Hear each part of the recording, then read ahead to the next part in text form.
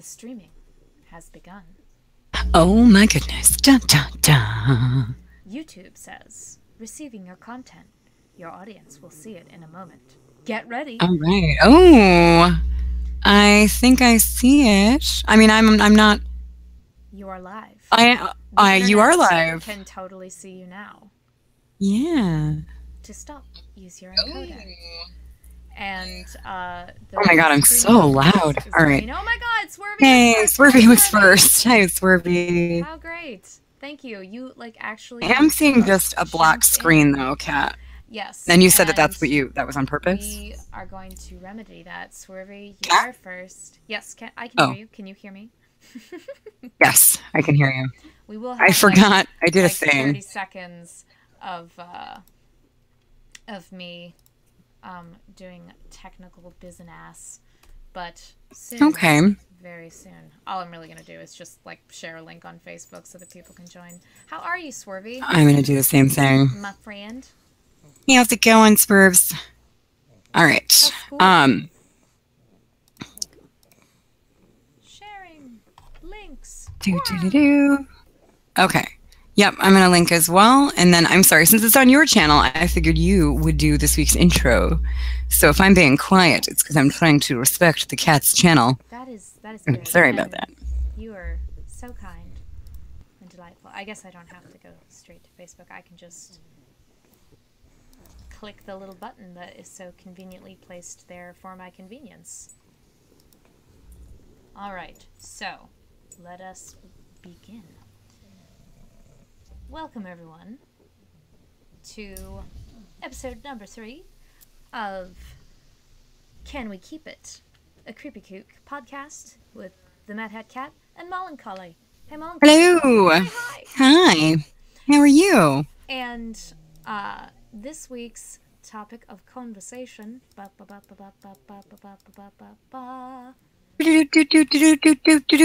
should be able to see all the fantastical graphics now. The topic of discussion for this week is the tunes of our youth.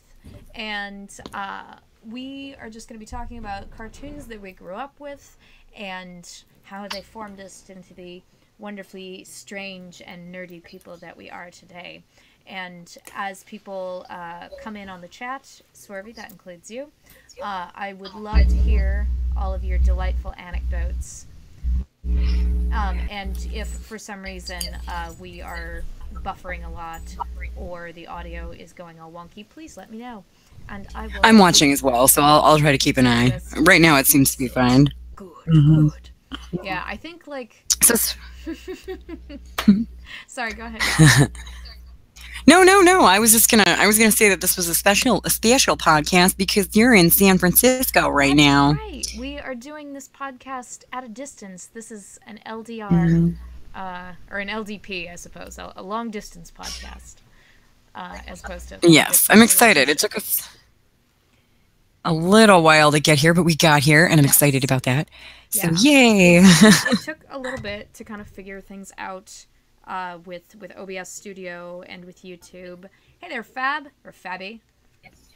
Hey, what is up, Fab? How are you? Fab, spelled like femme, like F-E-M-M-E. We've been calling him Fab. If that's wrong, he's never corrected us. So. Well, cool. I think Johnny might be watching us too, but he's lurking. Lurking. Lurk. But yes, Fab and Swervy, welcome. The topic of discussion this week is the tunes of our youth. And Sithwax, welcome as well. Slow mode is on. Oh, Kat, you have slow mode turned. Yeah, I would say to turn slow mode off. We don't have that many people here. Yeah. No, I don't even have to use slow mode on like my normal days when it can get up to like 35. So I think we're going to be good without slow mode tonight. Disable. There, slow mode is off now. It says slow mode is on. Yeah, it just means that the chats are coming in slowly. All right, hey, okay.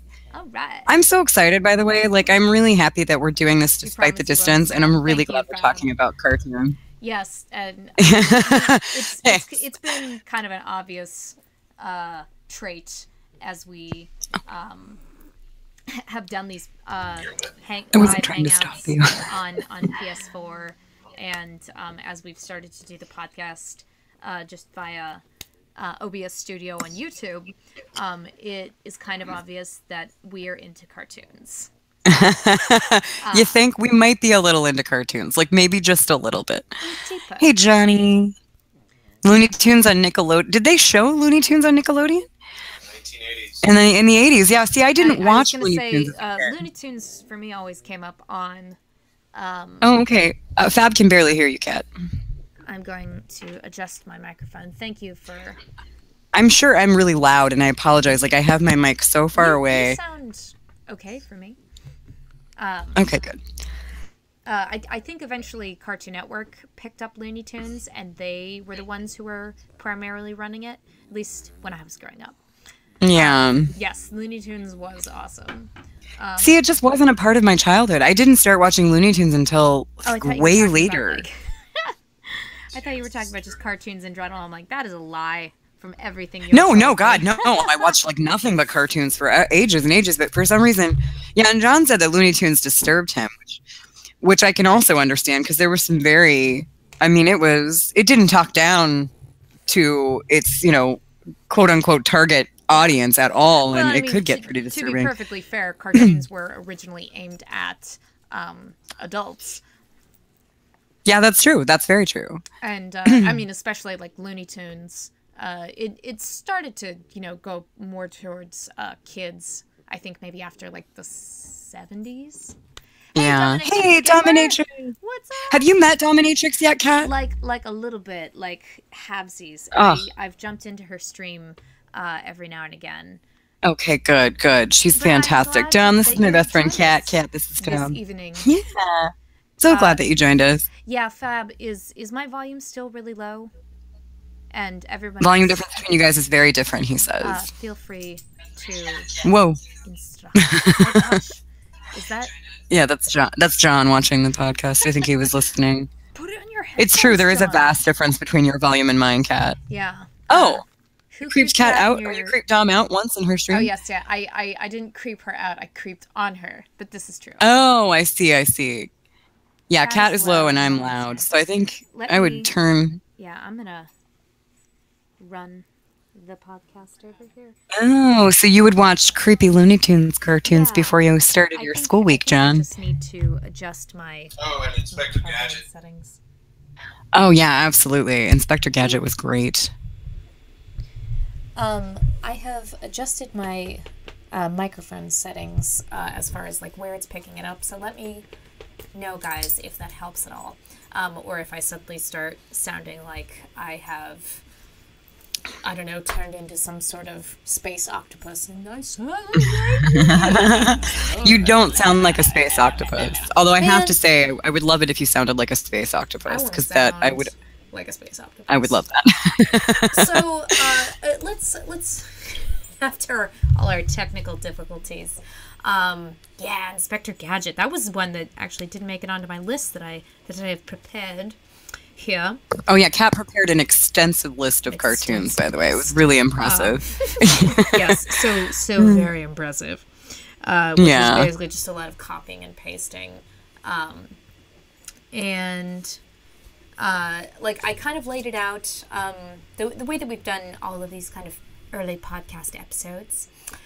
Yes, Dom, Smurfs is on the list as well.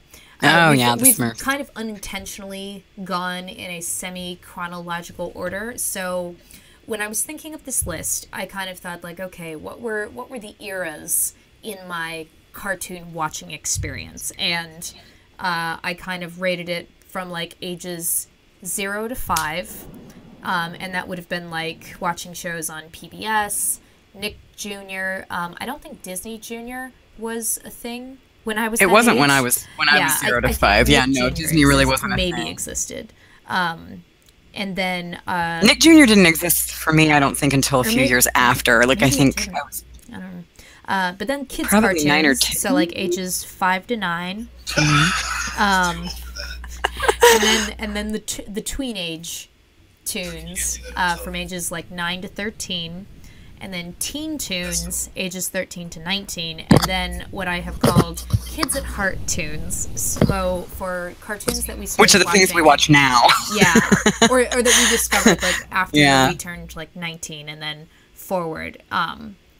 So like I don't know how much you remember, Molly, about the stuff that you watched when you were really little, like ages 0 to 5. Well, no, see, that's going to be a little different. It was going to be that'll be a little That's different true, for me. So this might have to because actually be kind of a what's you monologue happening? because How I was not many- allowed to watch television when I was that young. What? Oh my goodness. Yeah, no, my parents were a no TV for the longest time, actually. I don't think until they got divorced. We had movie nights, and I do remember watching some movies when I was a kid. Start watching television consistently beyond a couple of live action PBS shows, like very rarely, I think on Friday nights, we would watch some PBS, but no, we very rarely had the TV on when I was growing up. My parents converted, and I'm sorry, this isn't about cartoons, but my parents converted the walk-in closet in the bedroom upstairs that they had given me into an art room. And so I was encouraged to like draw on the walls, and like I had all these different art supplies everywhere. And we had an Apple II computer that we played these educational games on, and we did a lot of reading and stuff. My parents were just not, they were hippies and they were really not pro TV. So it wasn't until they got divorced when I was 7 and I moved in with my mom and stepdad at 8. 8 years old was the year that I started watching television consistently. So from 0 to 8 years old, not a whole lot in the cartoon department for me. A little bit of Sesame Street, a little bit of Reading Rainbow, but for the Rainbow. Yeah, such a great show. Guy. Yeah. I mean, he didn't come until later, or like I didn't really like know who he was later. But okay, your volume is still low apparently, Kat. No, I mean whatever everybody's saying. Yeah, I'm just louder for some reason. But the thing is that we're broadcasting it through her OBS on her laptop, and I don't know. I can try to turn my mic down, but as long as I'm like coming through clearly, I guess I don't mind. well, And let me. it's always something that we can address in future. Well, let me episodes. see. Cat's talking. Yeah, Kat's talking. am Properties. Let me see. It's not even registering that I'm really all that loud on my computer. Yeah. I think it's just the like how you're coming through in the mic. That's what's going on. It's actually okay. Yeah. Dom says that I'm still clear. Okay, I'm going to push the mic up even further away from my face, and hopefully my that'll. volume just a little bit more. Oh. If Kat turns down my volume, then Fab can just raise the volume on the computer. I don't know. Maybe it's the desktop audio on your OBS, Kat, if you lower that. I'll try doing that. Yeah. We're normally in the same room when we do this podcast. This is the first time we've ever had to deal with, like, one of us being louder than the other, so I'm so sorry, guys. Yeah. Thank you for putting up with Okay. it. It's all fine. Yeah, Dom says Did that you turn he's down your on her desktop phone. audio? I did, and I think Okay. maybe that will help. Yeah, hopefully that helps, guys. So, what were we talking about? So I was just saying that you were asking about cartoons that I had seen before the age of 5, and that's right. And your parents were hippies. yeah, the answer to that question is just not many at all. So if you have like vivid memories of cartoons that you watched at that age, I would love to hear those memories. Yes, Parents were just too anti-television at that time. Yeah, I mean, like I said, I think it was probably about the same for me. And I thought about it later. Like there was one in particular that I remember watching like as often as I could, but I think I was actually a little bit older, and I just really enjoyed the show because it was really cute. It's called Sagwa, the Chinese Siamese cat, and that's exactly what it's about. It's about a cat who is from China, and she is a Siamese cat, and she has a family of and there are multiple other Chinese Siamese cats. And What was this called? Sagwa, the Chinese Siamese cat. I've never heard of that ever. The animation Sagwa, the Chinese Siamese cat. Yeah, it had like a really cute little like theme song to Sagwa. And at the end of every episode, she would have like a little like a little piece of advice to give to the audience. I think it would kind of go over the lesson you learned, or the lesson she learned in the episode that had just happened. And then she would end it by saying, "Shush." So I like to say thank you. And the calligraphy, I don't know, you don't call it kanji for Chinese. I don't know what you call it for Mandarin. But like the calligraphy for "shush" would show up on screen. Oh. It was just really No, that's really cool.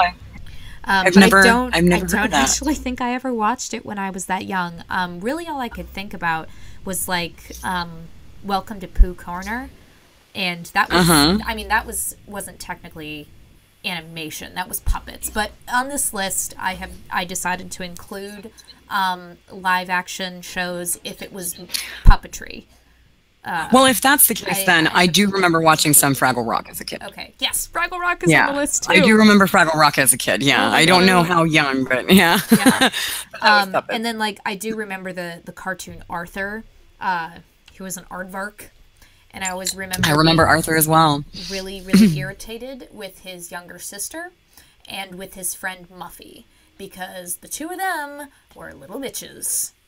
And they were just always mean, nasty, like, really snooty. And I know they were, like, you know, little kids, and maybe they were a little spoiled or whatever, but yeah, no, I did not care for that show. My cousin loved it and wanted to watch it all the time. And yeah, Arthur was a teensy bit after my time. Like, Arthur started being popular, I think I had just gotten into junior high school when Arthur was really big. Yeah. And I never really watched that. There were a couple of shows, now that I'm remembering, there were a couple shows that I remember watching at my friend Carla's house. It was David the Gnome. Do you remember that show? Oh my goodness. David the Gnome. Was that like where they they kissed each other with their noses. And red Oh, I don't know hats. if they had blue pants or not. Oh, it was such a But good they had, show. like, little pointy red hats. And, John said red hats and blue and pants. they were like friends with humans. Yeah, they were. Like, God, that was such a great show. Oh my God. I remember almost nothing about that show. No, other me than too. I remember the but I loved, kisses. but they were also so like it was cute animation style. Like Yeah, it was. It was great. I remember. I'm actually going to see if I can find, and I will insert it. What was it called? Like Now- Dave or Dave the Gnome? David the Gnome. It was David the Gnome. Now, answer me this, guys, because I don't remember. Did the Berenstein Bears ever have a show, or was it just books? I They did? wanna say Okay, 'cause yes. Okay, I never saw an animated series of the Berenstein Bears, but when thinking about cartoons of our youth, that's something else that comes into my head with Mercer Mayer and the Berenstein Bears, those two. And I know Mercer Mayer didn't have a cartoon for a long time. Garfield and Friends was another one that I remember watching at some point, but I don't remember how old I was. Sorry, these are all like my earliest cartoon memories. I know Garfield and Friends was on there too, but I don't know when. They did have a show. To do kind of a sneaky thing and add in a source. Window capture. I'm going to see if it will come up. Alright. Show me David the Gnome. Oh, I want to see David the Gnome. You guys can help me out with this, folks. Oh my gosh, yay, everybody talking about Fraggle Rock. Captain Kangaroo. Kat took the overlay away. She's putting something else in. But it's not, you said it's not showing. No, it's just black. It's just a void. I'm looking into a void. It's a lovely void. It's making me contemplate more mortality. Let's give it its own window. Which is always good. Because I wanted to show people, because sometimes it's like when you see that glimpse, stretch the screen. But it is not showing up as such. All right. Well, I'll switch. No, back. that's okay. It's okay. Well. We can remember David the Gnome in our hearts. Yes. It was such a good show, though. Like, I remember really enjoying it. But yeah. Yeah. One And of yeah, these days Fraggle I'll Rock, figure though, out have how you to guys- share images. You know, I know we're gonna get to this at some point, Kat, because I saw it on your list. Because I know that we're gonna eventually end up talking about Rocko's Modern Life. But Yes. much like Fraggle Rock, Have you guys gone back and watched Fraggle Rock as adults? It's not it's not that it's not good. It's just nothing like I remember it being when I was a kid. Like are you saying like? Oh It yeah. doesn't feel like, No. It's not about that. It's like when I think of Fraggle Rock, okay, I think of the Doozers, and I think of how charming and adorable the Doozers were, and I remember the big like rock creature. Man Oh in the no. Trash Heap was my favorite. Oh no. Dom lost the stream. Oh no. Encoding overloaded. No. Are we back? Are we back? It looks like we're back. Dom said she lost it. It says that we're So still trying to live. change the source. I think it was just trying to change the source. Yeah, Are we that was back? good. Can everyone hear us? Okay, good. Alright, But no, it's not that the quality of the show is poor. When you go back and watch it, again, I know this isn't a cartoon, so I don't mean to focus on Fraggle Rock, but like when you go back and watch it as an adult, it's not that the quality of the show is poor. It's just that for some reason, it's not like going back and watching Labyrinth again. Yeah. You know, where it just doesn't- maintains all of the charm it had. The magic doesn't stay. It just doesn't do it for me. Like I actually blind bought a box set of like every episode of Fraggle Rock ever made, like just a couple years ago. I was so excited. I was like, oh my God, Fraggle Rock. I don't have it anymore. I sold it. Because I watched like 4 episodes and I'm like, this is not the show that I remember it being. So I just sold it back to Half Price Books and got something else. It was really sad. John, you can let me know. Anyway, sorry, back to you, Kat. No, I totally know how you feel about that, because sometimes just watching shows, you go back and like, was this about anything, really? Was there a plot? Yeah, I know. But John, Electric Company was let me great. know if you can see the David the Gnome image that I popped up. I'm just kind of curious. Yes, now we can see it. There it is. There's David the Gnome. But yeah, they also kind of had their own little doozer type characters. Where, what were they, trolls? I'm sure they were trolls. Well, no, the trolls are those are the bad guys. The doozers from Fraggle Rock were like these itty bitty little green guys that worked in the mines. No, you're totally right. I'm so sorry. I was thinking. No, it's okay. They were like these little like cave workers. They were like miners. I loved them. Yeah, exactly. And they were God, it was everything out of good. like sugar sticks. Like they were all clear and whatnot. Yeah. Now, what is Pooh Corner? Because you mentioned that from your childhood, but I was never a Winnie the Pooh kid. So, but you were saying, what is it? Tales from Pooh Corner? I've never. I think it was Welcome to Pooh Corner.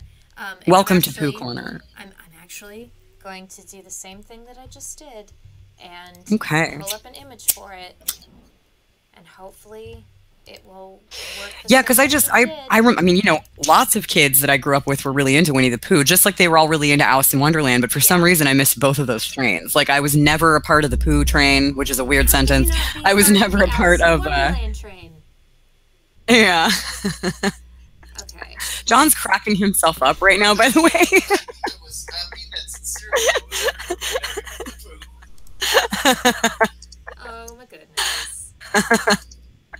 He means actual poo, but he knows that we're talking about Winnie the Pooh with an H.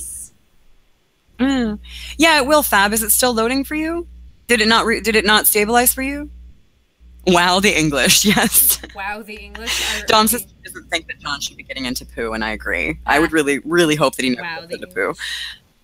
We can need to talk about Yeah. Oh, see, every time you try to get fancy, Kat, every time you try to get fancy with OBS, it breaks the stream. All right, we will. Yeah, so we might want to just not worry about Just not do that. inserting images. Yeah, we might, especially since we're doing the Google Hangouts thing. We will figure it out. Okay, so forget Yeah. that. So we're not going to try to insert any images anymore since we'll keep it creating exactly stability where it issues. is, and it will be okay. Okay. So yes, Pooh Corner was basically just like a live action puppetry. Like it contained both people in like character suits.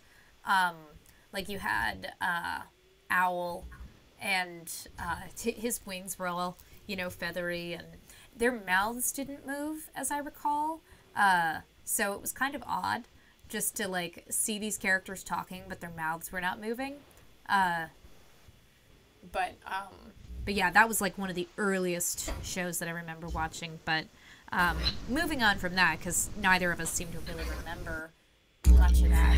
Yeah, that it's so well. I don't remember much from that age anyway, but especially the shows that I was watching. You know. So kids cartoons, what I have labeled as, for ages 5 through 9, at least for me. And I'm just going to kind of go down the list, and if there is one that you guys remember, like, oh my god, yes, or if Molly remembers watching it, yes. So Two Stupid Dogs, and that also contained Super Secret Squirrel. Or, sorry, Secret Squirrel. Agent Triple I've never heard of that. Reporting for duty. Did you never? I've watch never heard of that Two Stupid either. Dogs? Like it was a very like. No, I remember. Okay, hold on. I kind of vaguely remember the title "Two Stupid Dogs," although I'm trying to figure out if I'm mixing that up with Cat Dog, because I also remember Cat Dog. So Two Stupid Dogs. Yeah. Like a small. He was probably like a wiener dog, a dachshund, and then he had just kind of a mutt, bigger, chubbier friend. Where his hair was always covering over his eyes, and he probably talked really slow, and like he was chubby. Yeah, I don't think I ever watched that. And then there was always the guy had a different character each episode, but it was the same like base character, and he talked with a gruff voice, and whenever the dogs would try to do something and they'd just be stupid, he'd go, isn't that cute? But it's wrong! No, I never saw that. That sounds like it was really funny, though. Thanks for dropping in, Dumb. We'll miss you. That's the thing, too. Like, I've heard so much about how cartoons, in particular, like children's television, was so oversaturated with shows, like all the way up and through into the late 90s. I've heard that said about that time. But I think in a way that adds to its magic, because you have all of these shows. You and I are a little bit apart in age. We are. But we're not so far apart in age. How many years is it? Like, because I always forget. Well, I'm 34 and you're 28? 29. 29, so just like 5 years. Yeah. Okay. Yeah. Which I mean does create a little bit of a barrier, but at the same time, it's like really, I just think that there were so many different shows, especially in children's television, all the way leading up until the late 90s, that you could have a completely different experience, you know, growing up a kid at the same time as another kid, because everybody watched something different. Like I was an X-Men, Teenage Mutant Ninja Turtles, and Super Mario Brothers Super Show. Those were the things that I watched growing up. The Legend of Zelda animated series, like back when I was around 8 years old and I started watching TV consistently, it was the Super Mario Brothers Super Show, the X-Men animated comic, the X-Men animated comic rather, or animated show. Sorry. And this was the one with the amazing theme song, right? The one that goes. Oh yeah. Yeah, absolutely. And it was the reason why I could never get into the live action X-Men movies, because I grew up on that cartoon that was it's so heavily revolved around Gambit. And so I grew up as a Gambit fan. Gambit and Jubilee, those were my two favorites, and those were two characters that were, you know, just completely left out of the majority of the X-Men live action movies, and I was like, nope, sorry, not my X-Men, you know, like hashtag not my X-Men. Yep, exactly. And it was because of that Saturday morning cartoon. But that was my experience. Like my earliest memories of like consistently watching cartoons were those shows. Yeah. Yeah. I watched a little bit. They were, Johnny. They were of the Saturday morning cartoons. All right, bye, Dom. X-Men. Love you too. Yeah, X-Men the Animated. I loved it, man. I absolutely loved it. But the one that I remember the most, probably because I was like aware of how TV schedules worked at that time.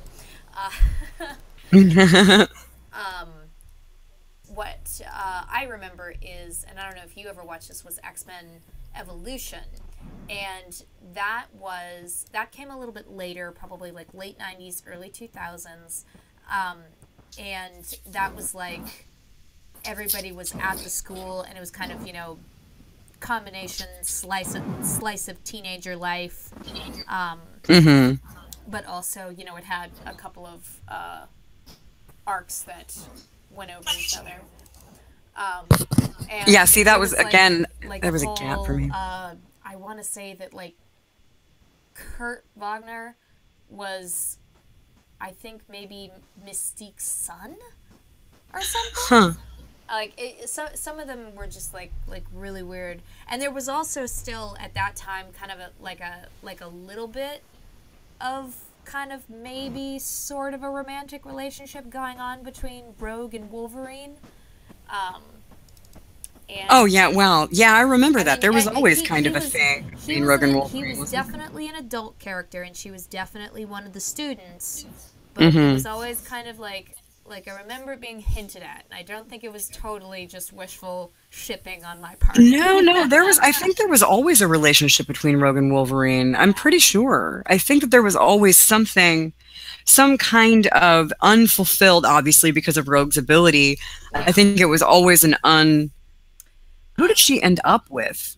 Now, I don't remember who Rogue actually ended up with. It wasn't. It wasn't Wolverine. She did have kind of a little thing with Gambit, like just barely. Yep, I remember that too. Oh wait, Rogue and Gambit, I think actually ended up being, no, not gay. Thanks, John. No, Wish. more of like a lasting relationship would, thing. I think like, that lost might be my what I'm mind remembering. If Rogue ended up being gay. Yeah. I would have lost Like my in a mind, good- but in a like in a completely good different way. way if Gambit had been gay. Yeah, I would have lost my mind in a bad way if Gambit had ended up being gay, simply because it would have broken my heart open because I wanted to marry him. Pulled So it out on that the would have. floor. So sad. Hey, what's up, Siege? Hi, how are you? What's up, Siege? How's it going? So maybe Siege can help us here because I know he's he may have some insight into this. Was it Rogue? Did Rogue have a relationship story arc with Wolverine in either X-Men the animated series or X-Men Evolution, or was it always Rogue and Gambit? Because that's what we're trying to remember here, and we just can't put our finger on it. But I think you're right about the Rogue and Gambit thing. I think Gambit was always kind of chasing after her, you know, and she, of course, Was like, I know it was always unrequited because of Rogue's ability, but. well, maybe not necessarily. Maybe physically unrequited, but Rogue dated magnets? Oh, I was like, I read that wrong, and I was like, when did Rogue date magnets? Like, was that an arc that I just completely missed? Was that a thing? That happened? Oh, Magneto. Okay, see, that completely went over my head. I don't remember that happening at all. Actually, no. That he's right. I think that did actually happen in the comics. Yeah. Who Yeah. I don't know that I even remember at all what what series that was, like comic book wise. Yeah. or, like, Oh, I what- don't what know. era- what I read a iteration. bit. That's the word I I want. didn't start- Iteration. Yeah, I didn't start reading X-Men comics until the Nightcrawler comic series came out, and I read that one. I read the whole Nightcrawler series for a while. I think it ran for a little while, but I just remember having a lot of Nightcrawler comics because I was really into Nightcrawler for a while. Sage said that Rogue dated Deadpool in the last arc, which I can totally see because he is such a masochist. Oh yeah, absolutely. And of course he would be able to deal. I mean, he's like Wolverine in that sense. He has the ability to deal with constantly like being physically damaged by touching her. That's true. That's very true. And you know, but I wonder, like, did Deadpool ever make I don't think Deadpool ever would have made an appearance in any of those early cartoons. Because, like, I'm remembering, I don't remember ever knowing who Deadpool was until just a few years ago. I know he had a cult following when I was in high school, even. I remember somebody having a Deadpool patch on their backpack, but I had no idea what it meant until years and years later. And I was like, oh, yeah, that kid was into Deadpool back then. No clue what that was at the time, you know. Anyway.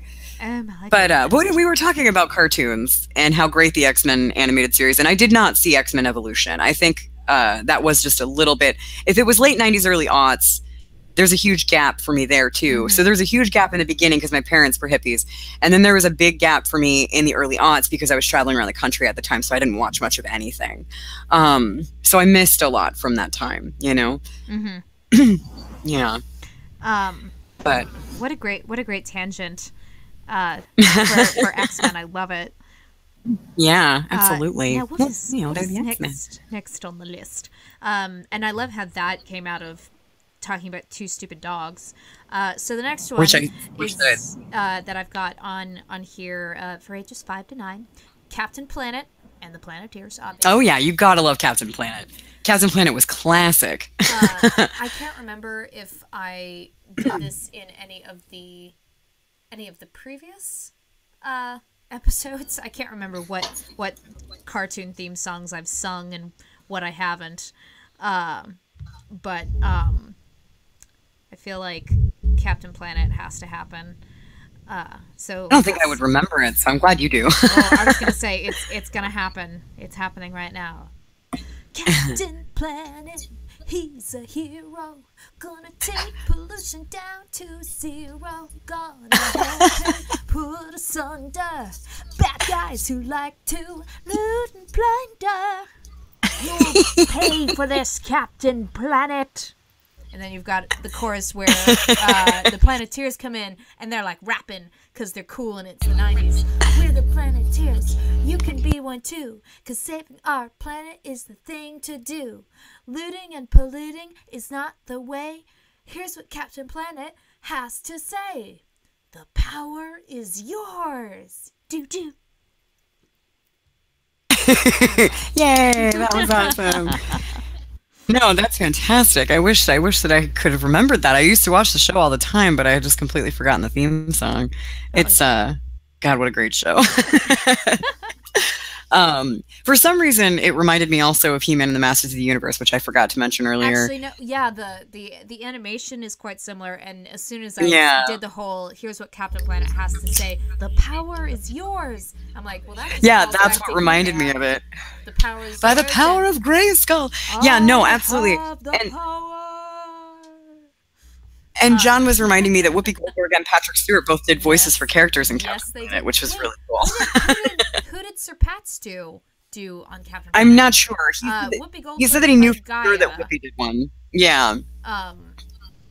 It was the first place I ever saw her where she had eyebrows, so that was exciting. Oh yeah. Although I always really liked eyebrowless Whoopi. I was a huge fan of that look for her. Always have been. Does she suddenly have eyebrows now? No, I don't think she does now. I think she still doesn't have eyebrows. Yeah, absolutely. And singing along. See, just like the Planeteers. We're the Planeteers. That's fantastic. Yeah, gosh, no. That was one of the shows. Like for some reason, it wouldn't play until like 2 o'clock in the morning. And anyone who knows me knows that when I was young, I would wait until people had gone into their respective rooms because I was not supposed to be watching television, but I had a TV in my room. I would turn the volume all the way down, maybe like on 1. And then I would turn the brightness all the way down. I would turn on the closed captions, and I'd be able to watch telly into the night. Nice. Huh. Yeah, I did that as well with Oddities, which I know we'll get to much later, but that was pretty much how I used to watch MTV's Oddities, was with the audio almost completely off, and I would just watch them, late at night with the subtitles on or with the captions on. Yes. Yeah. Oh yeah, Siege, the toys that made us, absolutely. I still haven't gotten a chance to watch that whole documentary, but I added it. It's so to neat. My queue. Because it's a series, right? I think so. Yeah, it's really cool. I think it's like 10 episodes or something. Oh my god, yeah. Yes, Tim Curry was the voice of Dr. Blight's computer. Dr. Blight was the one in Captain Planet? The pink spandex suit, and she had, like a she was the one who's like, I test on animals my beauty products. I want to say that she kind of had a semi-famous voice actor too. I'm now going to look it up. Captain Planet. Is this Captain Planet that we're talking about? Yes. Dr. Blight was the blonde. Man, I wish I could remember it more. Like Meg Ryan, that's what Siege says. Meg Ryan. Really? No. Yeah, that's what he said. No way. I believe him. I would believe Siege. He's kind of a wealth of random nerd knowledge. It absolutely it's was. Impressive. That is. Yeah, Meg Ryan. Wow, I didn't know that. I had no idea she had voice acting cartoon under her belt. That is kind of funny. That's so cool. I guess this was kind of right around the time where people started having bigger names. Although they weren't really selling the show based on the fact that they had big name voice actors. Yeah. Well, no, because I didn't know that any of the people we've talked about did voices for Captain Planet. Like, I didn't know that at all. Who played Loot and Plunder? No. James Coburn. I know that name, but maybe I just know him. I would also just like to say that I got really, really excited at the episode where they brought in Luton's, I believe he's his twin brother. And do you know what Loot and Plunder's brother's name is? What? Robin Plunder. I think well, why wouldn't it be? Hello, like, media. Hi. Hey, is media in the room? What's up, my friend? Loot and Rob and Plunder. How's it going, media? Yeah, that was probably How are you one tonight? of the first really bad puns that I enjoyed. Oh, it's great. So, yeah, well, and see, that's the thing, too, is that cartoons of the 80s and 90s definitely rooted in us a firm a lasting love of bad puns. Yeah, like, they all had them, every single one of them. For doing yes, thank you for your love of puns. Well, especially because, and I think puns are starting to make a little bit of a comeback, but there was a huge period of time where puns were just considered like literally the lowest rung of comedy, and it broke my heart because it was like, yes, no, but they're puns. But it's awesome. They're punny. Yeah. Yes. Yes. How are you tonight, media? It is but. Yes. Oh, thank you. What else? What else do we have? There were a couple of other. Wait, hold on. Oh no, what's happening? Hold on 1 second. I'm so sorry. CWKI says James Coburn was in Hudson Hawk. Wait, the movie with. Who was he in Hudson Hawk?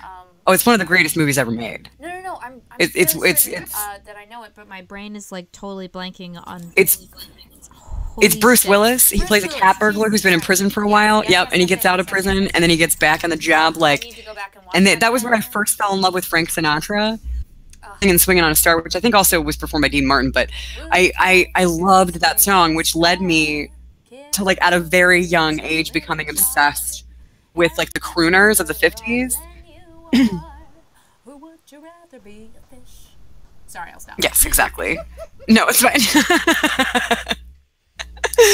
GoBots. No, see, I think GoBots were a little very well, and I don't know if that meant that they were after my time or if I just missed them, because I missed so many cartoons growing up. Well, you know, I had like the ones that I watched. GoBots was separate from Transformers, right? I'm pretty sure. See, I wasn't a Transformers kid either, and that was my time. That was during my time. Transformers was, but I didn't watch them. Or like part of the same franchise, but different names. I don't know. Anything that was, I definitely watched G.I. Joe back then. Oh yeah, I watched G.I. Joe too. Absolutely, G.I. Joe, TMNT, X-Men animated series. Oh, yeah, I loved G.I. Joe. They were great. Gotta love teenage my third crush, I think. Like my third lasting crush was definitely Casey Jones from TMNT. My first was David Bowie from Labyrinth, and then after that was Data from Star Trek Next Gen. But then right after that, I remember drawing "I Heart Casey Jones" all over my notebooks when I was in, like, 6th grade or something. I was really, really into him. Like, way longer and older than I should have been into a cartoon character. The old guy who commanded the candy bar team. GoBots were Transformer adjacent, John says. Ah, okay. All right. That makes sense. I'm also, like, we talked about G.I. Joe and Captain Planet. I didn't actually watch this when it was like out for the first time. What did I say? When it was first broadcast. But Gem and the Holograms. Yeah. Did you ever watch Gem and the Holograms? Oh yeah, I did. That was one that I watched growing up. Was Gem and the Holograms? Absolutely, I loved that show. It was actually, for me, it was kind of a big deal because it was the only, like, really heavily female-driven cartoon that I watched at that age, because I wasn't into. I mean, I watched She-Ra, I guess, actually. So maybe that goes along with it. She-Ra didn't. Yeah, I loved later. When I, like, discovered that she existed. Yeah. Oh, she was great. But yeah, no, but Gem and the Holograms was great for me. Just growing up as a tomboy who didn't really have a lot of female friends and didn't really feel very girly. Gem was great because it kind of gave me, it was like, maybe you could call it my first guilty pleasure cartoon. Growing up, I loved watching it because it just made me feel like, oh, these are girls and they're heroes. Yeah, even then I think it was for me, but I was a raging tomboy. I mean, all of my friends were boys. I was really into a lot of the boy stuff. Yeah. You know, the things that were very decidedly for boys in the 80s and 90s I was really into. So I couldn't Xena be was like that all tomboy about Jim and the outfit. Holograms back then. Yeah, see, Xena was something I didn't get into until I met you, actually. Yes. So, Mission accomplished. But back then I was very embarrassed to be into anything that made me seem girly. And Right. I liked She-Ra because She-Ra was from the He-Man universe, so it was okay to like She-Ra. But Jem was a little bit girlier. Yeah. Guilty Knew it was a secret thing. Yeah, Jem was truly outrageous. It's another one that I recommend going truly back and watching as an outrageous. adult. I think there's two Trulies there. John says a show made to sell toys. Yeah, much like My Little Pony. I was going to say, My Little Pony, that's another one. I mean, the animation style isn't exactly the same, but it's still, like, kind of in the same era. And Yeah. I guess, like, vaguely the same style. I had a My Little Pony videotape where there was an all-white alicorn princess pony. And I don't like remember. It was probably like a 45-minute special or something. And I watched that tape like into the ground So many times. See, I didn't. I'm so sad because, well, first of all, I wanted to respond real quick. Media says that they watch both Jem and She-Ra, which is awesome because those are great. And Siege is totally right; they are truly, truly outrageous. I'm sure we're gonna get into Sailor Moon after this because I'm sure Kat has quite a bit to say about Sailor Moon. I was actually gonna keep it like pretty minimal as far as the anime that I was exposed to because yes, it is a cartoon and yes, I did grow up with it, but I feel like it's its own kind of little thing. Right. Truly, truly, truly outrageous. Yeah, but like. Sorry, go ahead. No. I was just gonna. What was I gonna say? It was something about. Oh, yeah. It was so sad because, well, and for those of you, I know we don't have the traffic is not going to be huge tonight because it's Saturday night for one thing. We never normally do it at this time of night. So I know there aren't a lot of people in here right now, but I'm so glad you guys are in here with us. Those of you that are. By the way. And I think all of you that are in here probably know that Kat and I are really, really big fans of My Little Pony: Friendship is Magic. And it's sad to me because I got into Friendship is Magic and you get so easily consumed by that fandom. Like it just takes over, like your whole friggin' life and your heart are just consumed by the fandom of Friendship is Magic. And I meet a lot of people within that fandom that grew up on the original My Little Pony. Mm-hmm. I didn't. Going back to the fact that I was a major tomboy and My Little Pony was way too girly back then for me. I didn't want anything to do with it. So I never, ever watched it. And I'm just now getting back into it. And unfortunately, I saw Friendship is Magic first, and the reboot has kind of tarnished, my ability to really love the original series as much as I'd like, because it just feels so, I don't know, overly simplistic and weird to me, having fallen in love with the characters from My Little Pony in this reboot. And I feel so ashamed of that, like really ashamed of it. I think at that point when I had been introduced to it, and like it was the same thing with Care Bears. Care Bears, which I also did not make it onto my list. I don't understand. But we were both slacking. But yeah, with that same thing, I was so young at the time that it didn't occur to me yet that I needed to defend my love of more boyish things. Yeah. Back then, it was really hard. Growing up in the late 80s and early 90s as a tomboy, it was very hard because you also have to understand that back then, it wasn't cool to be into. It wasn't even really all that cool, to be into. I mean, you could be into He-Man, obviously, and X-Men and TMNT, but there were lines in the sand, very clear lines in the sand of things socially that you could and could not like. Yeah, now it's a much more, I think, diverse and versatile world for young people growing up, that it's cool to be into like a variety of different things. But back then, it felt a lot more black and white, that like, okay, I was a tomboy, I hung out with boys, I watched the cartoons that the boys watched, so I wasn't allowed to watch My Little Pony because I was really into G.I. Joe, that kind of thing. Yeah, totes lame. I'm sorry, I said totes. I'll be right back, by the way. Do you want to talk about Sailor Moon, Cat? Because I know... I will be, because I was going to say... We're trying to keep it minimal, then. Sage wants to hear about it. And it actually does technically fit in this era that we're currently in, from 5 to 9, because about 8 or 9 is, or let's see, I would have been in 5th grade when my friend Sean exposed me to it, and at that time he was actually like my only friend in my class in grade school.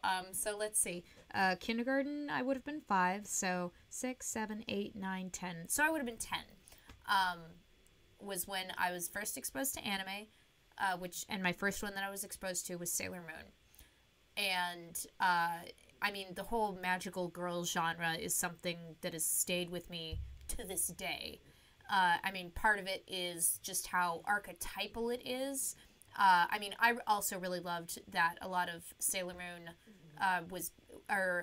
it was based on Greek mythology, like very vaguely, like the powers that each of the Sailor Scouts had were based on the Greek god that they were associated with. Hey, Kat. Yes? I'm so sorry to interrupt you, but you're still really, really quiet on the podcast. And I'm really, really loud. I don't know why. I'm gonna change I'm so sorry, guys. I don't mean to interrupt the discussion. No, that's good. I'm glad that you are... Well, because I could hear the podcast coming from the bedroom because John was watching it, and I sounded so loud, and I went in and I was like, honey, it's a teensy bit loud, and he's like, well, I have to turn it up this loud to hear Kat. Yeah. And so I'm really, really loud, and you're really, really quiet. I would tweak it on my end, but this is actually all being streamed from her laptop in San Francisco. My end. I hope that this has improved things somewhat. I have changed the microphone setting again as far as what direction the audio is coming. Well, have you actually turned up the mic at all? Like, because that's what I would try. And I will also turn up the gain. Does that help at all? Any? A little bit, maybe, possibly? John, is that better? Because I have the microphone literally all the way up at my head. And apparently I'm still really, really loud. You just have a voice that like, it's up at the top of my head right now. I don't know why. I'm so sorry. Well, I'm just gonna keep talking. I wonder... I've turned up my volume, so hopefully... I can. And maybe try turning mine down again, like the desktop audio again. Like, try turning that down a little bit more. I'm so sorry. I hope that it's not doing like my, or me turning down the desktop audio also turns down my microphone audio. That would be annoying. Okay, how does that sound, guys? Does that sound a little bit better? Anything better? Yeah. I'm gonna... configure properties, listen, Steve says that it sounds levels. better. I'm pumping up the receiving volume a little bit. Boop, boop, boop, boop. Whenever I can get her to come home, we'll be in the same room again when we do this. And that would be a lot easier. This is just a temporary glitch in the volume. I miss you, by the way, Kat. I miss you too. Let me know if I've bumped the levels a little bit on my mic, so hopefully that will help a little bit. Continuing on about Sailor Moon, I was saying how I loved that it was very archetypal, that it had a lot of basis, well, like, you know, kind of in a glossing over sort of way on Greek mythology, like the names of all of the Sailor Scouts and where, like, the elements of their powers that they used. And like all of there were so many cut sequences that, you know, made up maybe 60% of the episode, so you wouldn't have to do all new animation every single episode. You know how they do. They find ways to fill up the half hour. Without spending more money. Right. They did that with Legend of Zelda. Speech had a crush on Sailor Jupiter. Yeah. Oh my gosh, what was her name in the... Oh no, Media, you don't want me on cam right now. I'm such a mess. Someday I think we may try that again, but for now. Someday we will. Absolutely. I'm such a mess. Lita, that was the name. of Sailor Jupiter in the American series.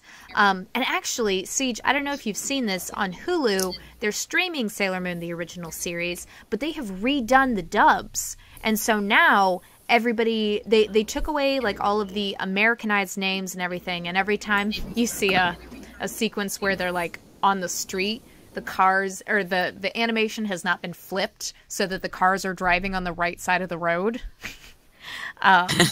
Because in the original, obviously, they're in Tokyo, so they're driving on the left side of the road. But yeah, so it was Serena, Amy, Ray, Lita, Mina, and then like her best friend's name is Molly, actually. Serena's best friend is Molly, and she has kind of a like a New York accent going on for some particular reason. Molly's often been portrayed as that kind of type. Yeah, recycled animation, Yeah, that, CWKI did that a lot. she in Japanese she was Makoto, so Makoto. Makoto or Mako for Makoto. Mako, that's also a name of a character from Persona 5. Mako for short. And then she was Venus was Mina in the American series, which I mean is short for Minako in the Japanese version. But yes, that's what started it. Sailor Moon, 5th grade, and I was lost forevermore. Like I was already kind of an outcast and a big nerd who sat with only one other person at the lunch table.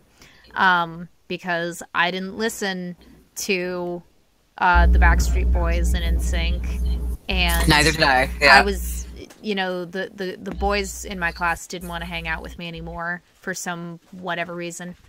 Oh yeah, Tuxedo Mask.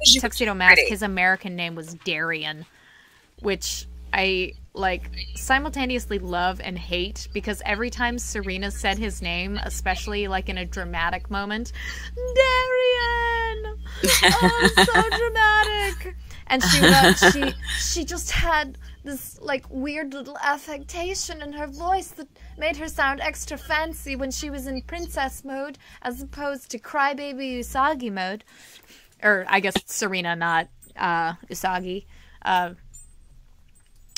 Yep, and they just changed the spellings. Siege is right. For each of the characters that were Ray and Amy instead of Ami. So AMY as opposed to AMI. And but yeah, from Sailor Moon came, for moving on from there, I found Tenchi Muyo and Inuyasha, Rurouni Kenshin. I watched a little bit of Gundam and a little teeny tiny bit of, oh gosh, I can't think of it off the top of my name. I bet you remember it, Siege. It was another big mecha show, but that wasn't the main focus of it. Like, it was a butler and this like young, sickly lady that he took care of. And everything was like very sleek and European Gothic fashions. And the girl was very melancholy. And I guess he might not have been her butler, maybe more like her bodyguard. I cannot think of the name of it to save my life. It's a good thing my life does not depend on it.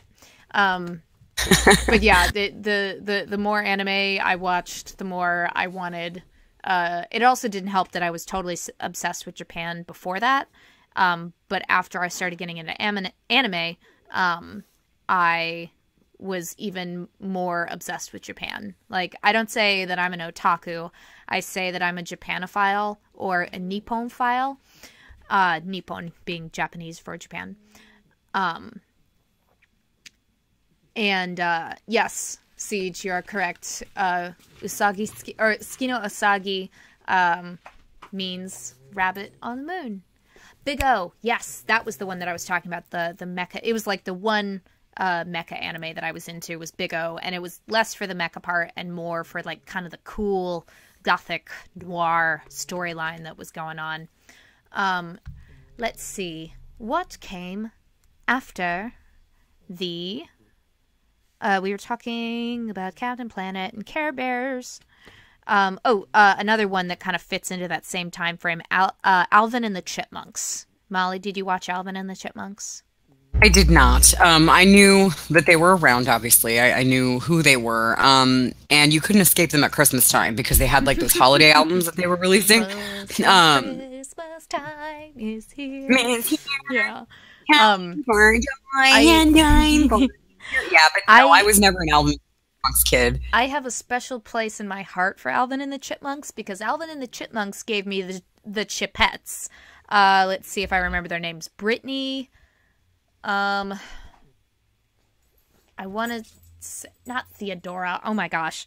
I only remember Brittany. Wait, Theodora. That sounds right. Well, Theodora was the one in green on Alvin's side, but I don't. Let's see. Well, I thought that wasn't there a chipmunk named Theodora though that was like related to Theodore? Well, I could be really wrong about that. Like I said, I didn't watch the show. Depending on what version you watch, like throughout the ages, they're either like Eleanor. Okay, so not Theodora, but Eleanor. Eleanor was kind of the Theodore. Yeah. Okay, I vaguely remember that, the girl versions of the chipmunks. Yeah, and then Jeanette was Simon's counterpart because she was tall and wore glasses and kind of nerdy. And Jeanette was always great. She had those like loopy things around her ears, I think, that kept her glasses from falling off, and so she always reminded me of the secretary from Ghostbusters. Oh, which is just Janine. She's one of the best characters in like all of film history. Yes. Oh my gosh, she is. Like even this is an incredible side note, but even in the porn version of the Ghostbusters, it's a 3D porn. The woman who plays Janine, like she still has on the voice and everything, even while she's going through all the porntastic parodies of her scenes in the Ghostbusters. Oh my god! And she still has on the big glasses, and the hair is perfect. Oh, it's brilliant. I had no idea there was a 3D Ghostbusters porn. Oh yes, I have seen it. Oh my god! That was like when 3D television was first becoming a thing. Right. Hashtag Story Octopus. So Alvin and the Chipmunks, I have a special place in my heart because they gave me the Chipettes. And I have like a whole little stage show that I have put together that will become a thing someday when I find enough people to be in it with me, where it is all animated like torch singers. So obviously you've got Betty Boop and Jessica Rabbit. But then you've also got the little chickie from the Rooster movie. Cock-a-doodle-doo, Rockin' Rooster. It's a Don Bluth film. Why can't I think of the bleeding name? Oh, I don't know. It just doesn't ring any bells for me. Rock-a-doodle. That's what it was called. Rock-a-doodle. I never saw Rock-a-doodle. Oh, we need to fix that when I get back. Oh my god. Oh yes, it is brilliant. But it has like this cute little like little chickadee torch singer, and she has kind of a breathy voice like this, and she's not really a great singer, but you know she's sexy, so the boss puts her on stage. And I don't remember any of her song other than like, I'll throw you to the sharks and you can't swim. But she like seduces Rockadoodle, or Clarence or Claiborne, whatever the rooster's name is. But yeah, the Chipette song that goes in this show is from the Alvin and the Chipmunks movie where they do like a round the world in 30 days kind of deal. And there are two teams. It's the Chipmunks versus the Chipettes, and they're both like unknowingly carrying and smuggling jewels for these people. And at one point, the Chipettes get captured by a sheik or something in the Middle East, and he's like, he's like 8 or whatever, but he's still like, yes, you 3 would be my newest wives. And so they're like in tiny little like harem girl outfits. And they're trying to escape, but they're in a room surrounded by snakes. Or no, they go into a room where they have to like grab their these little dolls that they're supposed to be carrying to win the contest to keep carrying around the world. But they're kept in a room that's full of snakes, and they have the greatest little song. Like it's kind of like a doo-woppy, like almost Patsy Cline-esque type of song. And it's like doom ba doom ba doom ba doom ba doom ba doom ba doom ba doom ba doom ba doom ba doom ba doom ba doom. Honey, you're a sweet thing, and you look so fine. All I ever wanted is to make you mine. Give me a clue. Won't you tell me what I need to do to get lucky with you? And it's such a silly song for like, you know, characters that are supposed to be like 8 or 9 years old, like, getting lucky, woo, I'm getting lucky, is really what it's all about. I'm like, it is? Do you need to be getting lucky? It's like, it's characters like the Chipettes and the little chickadee from Rockadoodle that made furries a thing. Oh, and then Mook is always saying that it's Gadget from Rescue Rangers, which is another good segue. Rescue Rangers. Did you watch Rescue Rangers as a kid? No. I'm sorry. I feel like I can't contribute much to like a lot of what we're talking about, but I don't mind because I love listening to you talk about it. But no, I didn't watch Rescue Rangers either. I mean, again, it was a show that I was aware of, yeah, but I didn't watch it at length, like to the point where I could talk about it. Right. Yeah, I didn't watch DuckTales. I didn't watch Darkwing Duck. I didn't watch. Oh my I didn't gosh! watch But that's Tailspin. like, so there's like this whole that like if you're looking at the Google Doc that I have up, and maybe that I should put that next time. Is put up my notes in like a link to it in the description so that people can look. Oh wow, you guys have been like blowing up that chat. Look at that.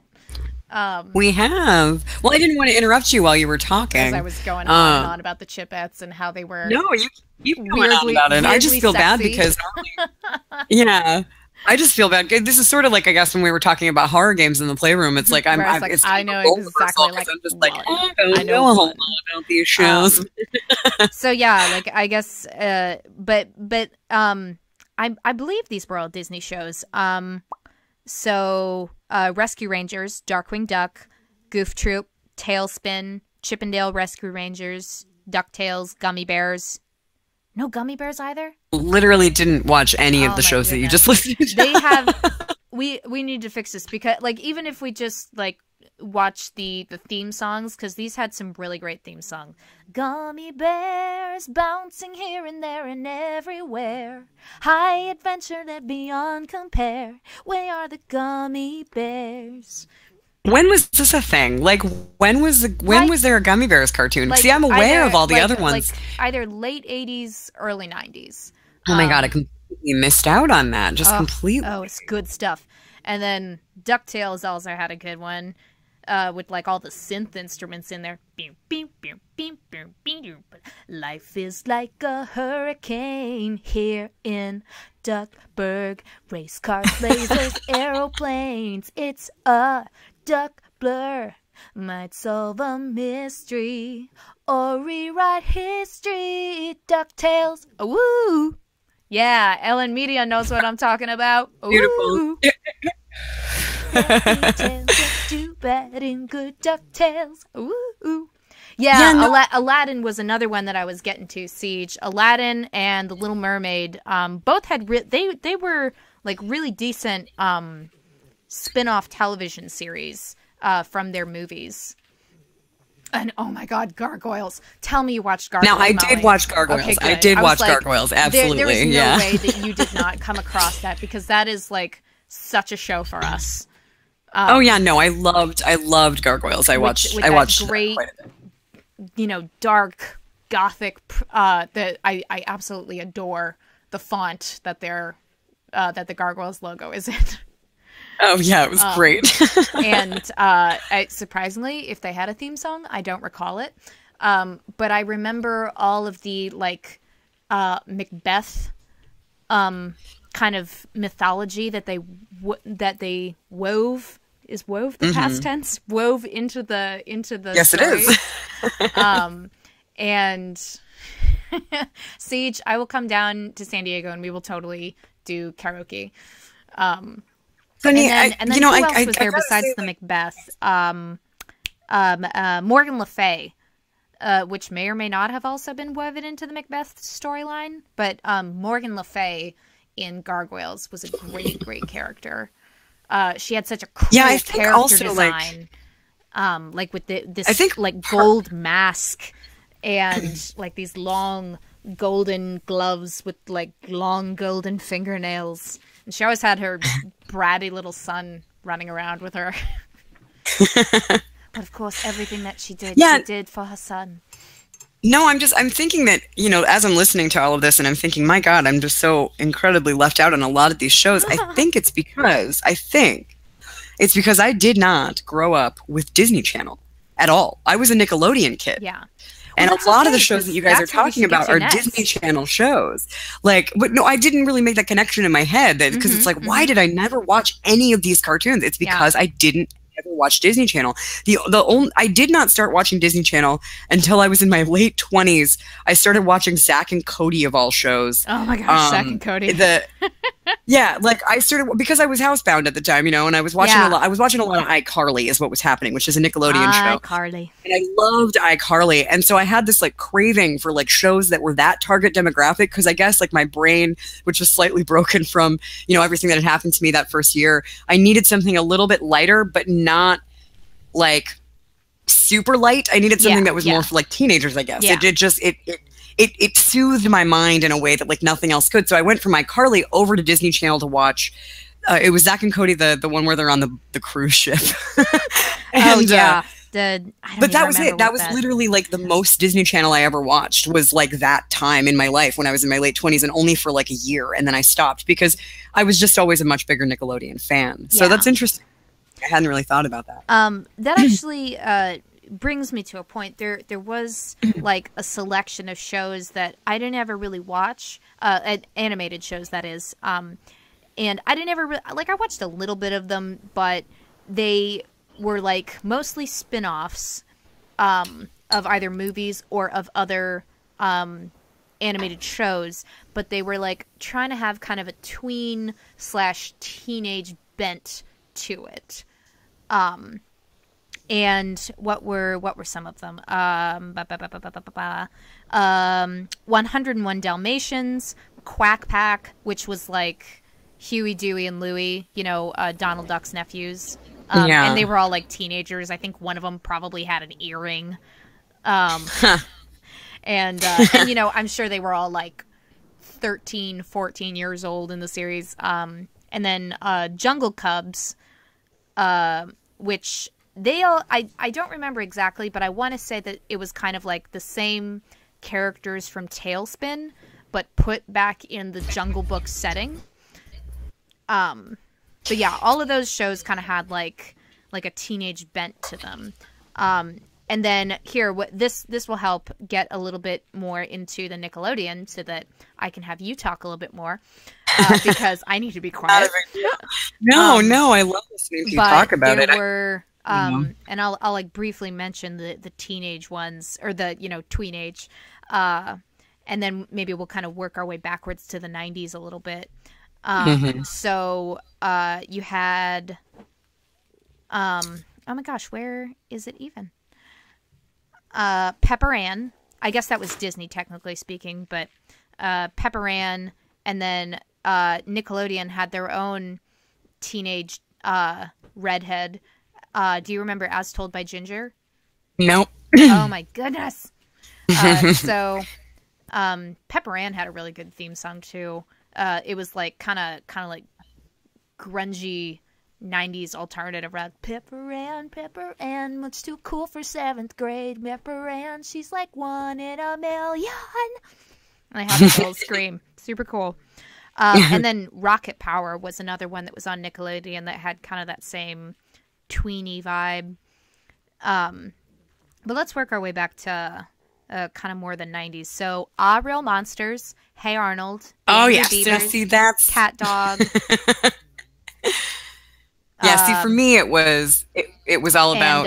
And Ren and Stimpy. Yeah, for me, it was all about Our Real Monsters. That was one of my favorite shows growing up. Monsters. Ren and Stimpy, Rocko's Modern Life. The animator, or like the main animator for Ah Real Monsters, he's made so many good things over the years that I have just fallen in love with. Yeah. Please continue. No, that's okay. Yeah, no, I just was saying, like, yes, I love Our Real Monsters. I loved Rocko's Modern Life was another one of my favorite shows on Nick when I was a kid. Ren and Stimpy, I was a huge fan of Doug. Killer Tofu, that was like a huge part of my childhood. Killer Tofu. Killer Tofu. Yeah, that was, oh my God, that was my jam growing up. I loved that. I was a big fan of Invader Zim. Across the miles, we try to sync up our singing. Yeah, I know, but it works. But yeah, I was well, and I guess Invader. I did talk about Invader Zim, but that was a little bit later. Yeah. But yeah, huge fan of that. And then I think those were really the shows. Tupo was who did Our Real Monsters, and I believe they did Rugrats as well. Which I also loved Rugrats. That was another one that I watched. And then although this was WB, this was Warner Brothers and not Nickelodeon, but probably my favorite animated series as a kid. Whenever I think about being a kid, growing up, being raised by cartoons, it was and forever shall be Animaniacs for me. That was the one that was the most influential to me. The one that, like, if I feel like one contributed to who I became as a person later in life, it was partly Our Real Monsters, partly Rocko's Modern Life, partly Daria, and mostly Animaniacs. Yeah. Well, and all of those had, and I've talked about this before, how like everything in the 90s, like animation wise, was always like a little bit dirty. Like there were always like, oh, it was whenever you did like Nickelodeon, the dirtiest shows were on Nickelodeon. Like a little like animation. Well, and not even necessarily like the writing, although there were tons of stuff in Rocko's Modern Life that were like, oh God, I can't believe any parent would let their child watch Rocko. Well, and even Animaniacs had its moments. Oh yeah. Even Animaniacs had its moments where it was a little too adult, but it was very dirty, gritty. Was like Ren and Stimpy kind of. Just gross adultness. But like every time you did like a and there were a couple of cartoons that were like just one-offs that and I couldn't find the names of all of these, but Nickelodeon and Cartoon Network both had those little like what a cartoon, and then Nicktoons I think was where they like tried out new pilots. And then they would pick a new series based on which one of those did the best. And I think Cat Dog might have been one of them. Powerpuff Girls definitely was. It started on What a Cartoon or whatever that collection was. Yeah, and see, Powerpuff was another one that I got into later in life. Yeah. You know, I developed a deep appreciation for Powerpuff Girls much later. Although I have to request Johnny Bravo. Kat, do you know the theme song for Animaniacs? It's time for Animaniacs. And we're taking you to the max. So just sit back, relax. You'll laugh till you collapse. We're Animaniacs. And then they start naming off all the characters. Yeah, it's come join the Warner Brothers and the Warner Sister Dot. Just for fun, we run around the Warner movie lot. Yeah. They lock us in the tower whenever we get caught. But we break loose. Now you know the plot. We've got a key change. Anyway, yeah, it was great. I'm not going to try to sing along with Kat because she's a much better singer than me. We have paid 4-year contracts. Is that what it was? We have paid 4-year contracts. Yep. I don't know how I know that. Yeah. Here, I've actually pulled up the lyrics now so that I can see the rest of it. Pay or play contracts, I think is what it was. Let's see. Oh, here we go. We skipped a bit in the middle. Oh yeah. Dot Now is see cute, that and Yakko yaks, Wacko packs away the snacks while Bill Clinton plays the sax. We've got Rice and see, I Cracks was a by the Clinton Stack. kid, so I was just Oh, I was that's a huge right. I was just They a like huge fan. changed it every season, like But, little bits. So we pay Yeah. tons of income tax. Meet Pinky and the Brain who want to rule the universe. Meet Ralph and Dr. Scratch and Sniff. Say hi to Hello Nurse. Oh, Hello Nurse. Hello Nurse. Oh yeah, it was such a great show. And media, we were talking about that too, like because you know that was something that was really close to my heart growing up in the mid to late 90s, going to junior high and high school at that time. It was, for me at that time, it changed. You know, I went from Animaniacs and Rocko's Modern Life and to MTV, and Ren and Stimpy was running on MTV by that point. So I still had Ren and Stimpy, which was so weird because like I had Ren and Stimpy as a little kid, and then when I was in high school, they were running Ren and Stimpy on MTV again, so I got it again. And then it was Beavis and Butthead, Daria, all of the MTV's oddity shows. So you had like Eon Flux and the Max, all of those shows. They were huge parts of my childhood. But yeah. I've gotten lost in like all the variety of lyrics as they changed through the years. I got lost in a text wave. I never really caught Beavis and Butthead until later. I saw Daria first. Did any? Oh yeah, Daria was it. And I would like to know if any of you were watching Daria back in the day. And of course, you know, totally one of the reasons that I grew up to be kind of a fringe personality. See, and by that point, I had already become a fringe personality, which was why I loved Daria so much, because I felt like it was a show that spoke directly to my people. I related really heavily to Jane Lane, and I had a huge crush on my mother, huge crush on Trent. And it was just, Trent. It was really nice, you know, growing up and feeling disenfranchised. It was great to have Daria there. And I agreed, though, because Daria was a spin-off character from Beavis and Butthead. I mean, that's where she first made an appearance. And I liked Beavis and Butthead growing up, but first, and like you probably saw her. Well, I don't know. I think at that point I had already been kind of like not disowned, but you know, had gone from the one that everybody was fighting over to play with at recess to the person like no one would talk to. No. Yeah. What was oh yeah, media. That's a good one to watch. Oh, Beavis and Butthead. Okay. Duh. See, and I have a really stupid story, but I want to share it with you guys real quick. Yes. Please, yes. Up until 2006-ish, when the Libertine, Lawrence Dunmore's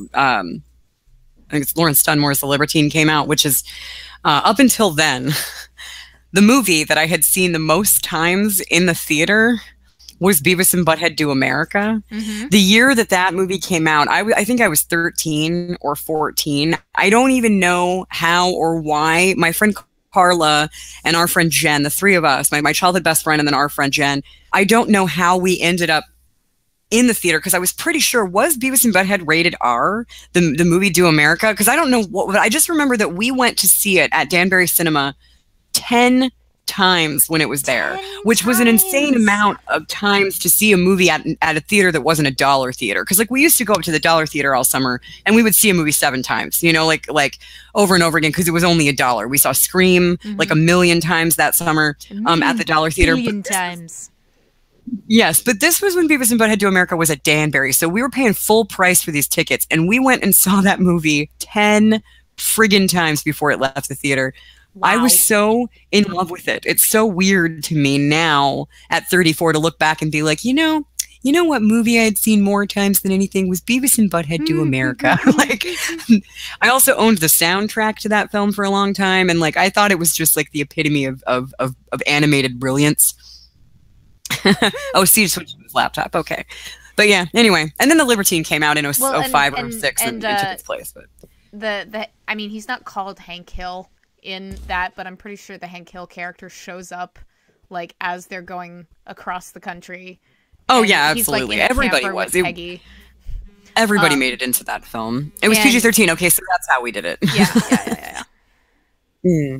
But probably shouldn't have been. It would probably not be rated PG-13 now. Yeah.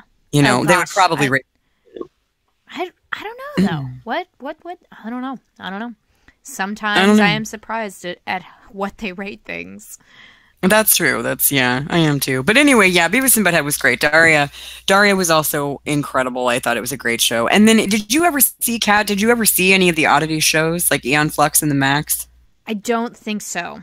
I've They were seen, very like, cutting edge. I've seen like snippets of Aeon Flux. And my friend Dave. There was a terrible I live think action movie of Aeon Flux. Oh my goodness. It was really bad. It had Charlize Theron in it, which was sad because she's amazing, but it was a terrible, terrible adaptation. What has gone past? I'm scrolling back through the. Oh yeah, I'm sorry. I didn't mean to skip so far ahead. You weren't skipping ahead. It is all good. It is all good. And I'm something just else kind of too that I would like to. Yes. Something else too. You're talking about things that you would like to share with me. Something that I would like to share with you someday. Okay, so during MTV's Oddities, back in the mid to late '90s, during MTV's Oddities, there were these little animated shorts that they would run, just intermittently throughout that block of television, and Beavis and Butthead as well. All of their animated shows, and the guy who did a lot of those animated shorts, like one was like a cartoon head that would eat itself. These really unique little animated shorts. That guy's name was Bill Plimpton, and Bill Plimpton went on to make a full length. Yeah, he's an animator, and he's you'll see his stuff pop up sometimes during within the animation shows and stuff like that. He's a very celebrated, or was at one point a very celebrated animator. I haven't been keeping up with his career, so I don't know what he's doing now. But he made a full length feature film called "I Married a Strange Person." It's an animated movie. Sounds like something that I'd watch. Oh my God, it is one of the most bizarre and just wonderfully weird things that I have ever seen, and I own it on VHS. Because back when I bought it, VHS was still a sort of valid thing, but or a relevant thing. But I highly recommend we watch that together sometime. And if you guys haven't seen it, if you enjoyed that weird animation that kind of cut in between some of the animated shows that ran on MTV in the late '90s, look for a film called "I Married a Strange Person." It was a full-length animated film by that guy, Bill Plimpton, and it is so bizarre and lovely. I just love it. But that's something that kind of I remember him from when I was like 14. I remembered those animated shorts, and I was like, oh God, when I saw his name, I was like, I have to see this. It's so weird. So cool. Yeah. So cool. So cool. But anyway, I'm sorry. I know that we went really far ahead from where you... Not even far ahead. Like I said, it's a guideline. That's all it is. While I was listening to you share that story, I was also looking up the Muppet Babies theme song. Oh, yeah. Lyrics. Do you remember Muppet Babies? I can't remember. I remember Muppet Muppet Babies. In the Yeah. chat earlier or not. I want to say that they did, but I don't remember the of Care Bears. I'm gonna have to look up the lyrics though, because I don't remember the lyrics. I don't think I should sing. You're a much better singer than me, and I just draw away from. You do. And that is a lie. You totally have a lovely singing voice. I know. No, we just have very different ranges. So when I'm trying to match you, it's like. Well, and also I'm like I'm doing all the voices and stuff. So. Because I've got to do all the characters. But I remember Muppet Babies, we make our dreams come true. Muppet Babies, we'll do the same for you. When your world that I remember. looks kind of weird and you wish that you weren't there. Just close your eyes and make believe, and you can be anywhere. And then I see the bit that I looked up has kind of a sound off for every character, but I don't remember this actually. I think they must have had like a cut opening sequence. Yeah, there's the extended. Yeah, version. Yeah, I loved Muppet. So it starts with Kermit. I like adventure. And Piggy, I like romance. Fozzie, I love great jokes. Animal dance. Scooter, yeah, my dad was really I've got into my animal. Computer. Skeeter, I don't even remember. Wait. Oh, yeah, Scooter and Skeeter. That's right. They were brother and sister. They were. Ralph, I play the piano. Gonzo, and I have blue hair. That I'm glad that that's your soul defining feature, Gonzo, is that you have blue hair. They just couldn't think of anything else, I guess. Yeah, and then Bunsen. We're talking about his nose rhyme. Tiny Bunsen was so cute. Me, I invent things, and of course, what does Beaker say? Yeah. Yeah, my dad was really into animal. We had a couple of different animal plushies in the house, and we had the animal, an actual animal puppet, like a really great one that looked like it could have just come straight from the show. Yeah. And yeah, he was a really big animal fan. By the way, Kat, you have a song request from Siege. I've missed it. I've been trying to look at a different. No, he just posted it. He just posted it. Oh my God, the Sailor Moon's theme song. Oh, do I even remember it?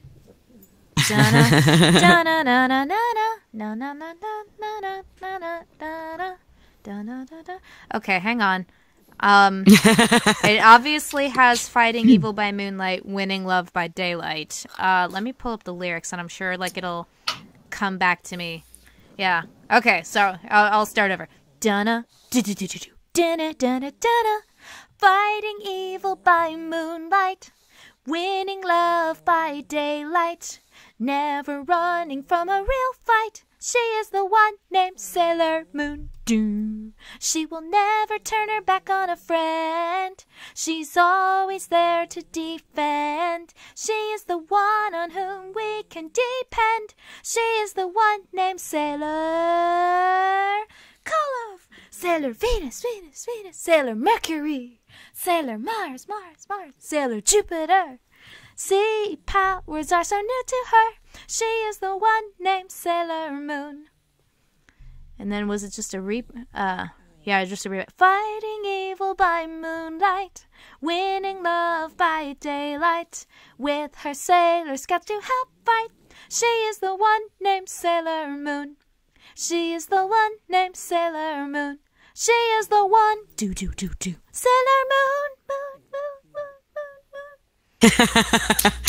Yay! So much synthiness. And then what's crazy is that I probably remember the Japanese version better than I do the English version. That's like a totally... Manatsu no Ibu is a Tenchi Muyo movie and not the Sailor Moon. Moonlight Densetsu is what it was, which I think... let me see. Can I remember? ごめんね素直じゃなくて夢の中なら言える思考回路はちょっと寸前今とす会いたいよ banana. Yeah, I remember the Japanese version better than I do the American version. That's funny.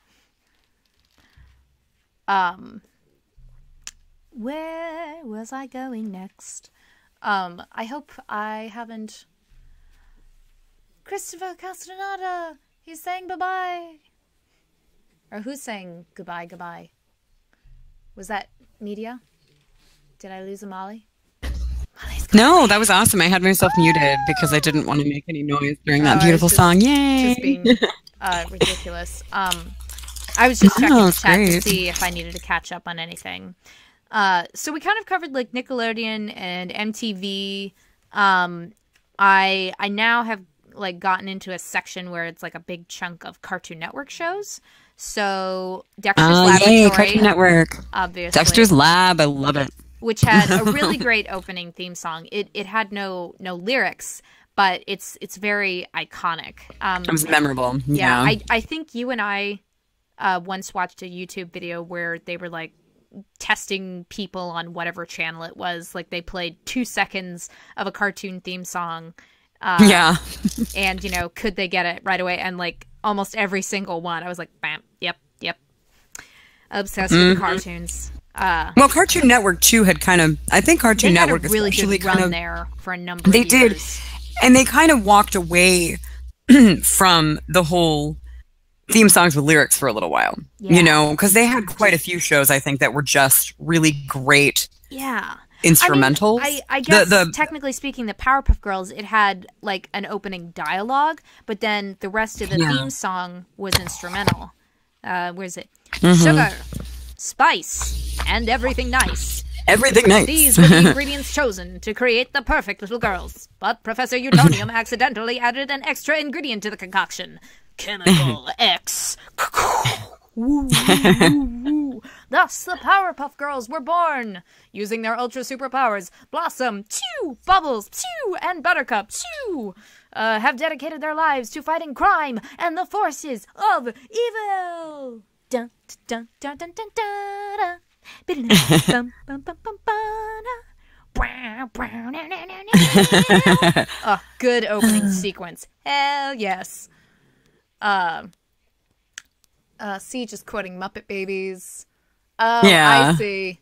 I get it. Referring to earlier in the chat.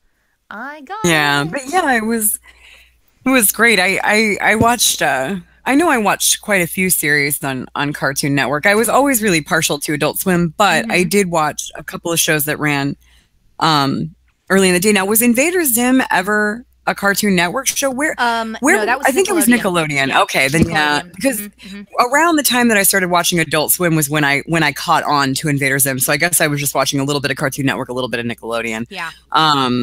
But yeah, it was Invader Zim was another one that had a really great song, that was very industrial. It was just, boom, boom. It was just really, really cool. And Yes. it was a great show. Although it does, I think I said this when we were talking for some reason about Disney. I still got on the subject of this, and I'll never shut up about it. It does beg the question, Never. why the hell was there never a Johnny the Homicidal Maniac animated series? Yeah. Because I feel like What's there up really with should that, have been. huh? Yeah.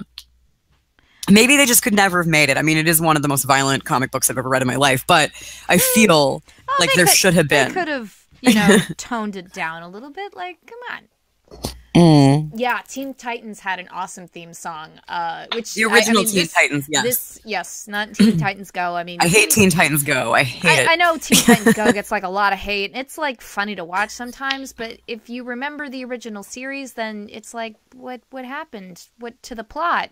Yeah, There that's were my plot problem with points it. Like, and, I and might not character hate. arcs. Come on. I might not hate Teen Titans Go as much if I hadn't watched the original series, but I hate it still be fun so to watch. much. Well, and also, Siege is right that Puffy Amiyumi did the theme song to Teen Titans, and eventually they got their own show on Cartoon Network as well, called the Hi Hi Puffy Amiyumi Show. Yeah. But yeah, can I even remember the teen? When there's trouble, you know who to call. Teen Titans! From their tower, they can see it all. Teen Titans! They got the bad guys on the run. They'll never stop till the job gets done. And when the world is losing all control, Teen Titans go!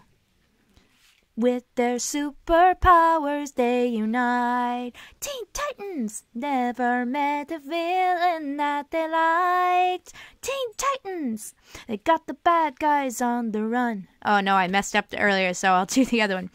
You can rest knowing they've got your back. When there's evil on the attack. 'Cause when the world is losing all control, Teen Titans go! I don't remember that, and then I just remember like the spelling it TENTITANS, Teen Titans. Let's go! 1, 2, 3, 4, go! Teen Titans.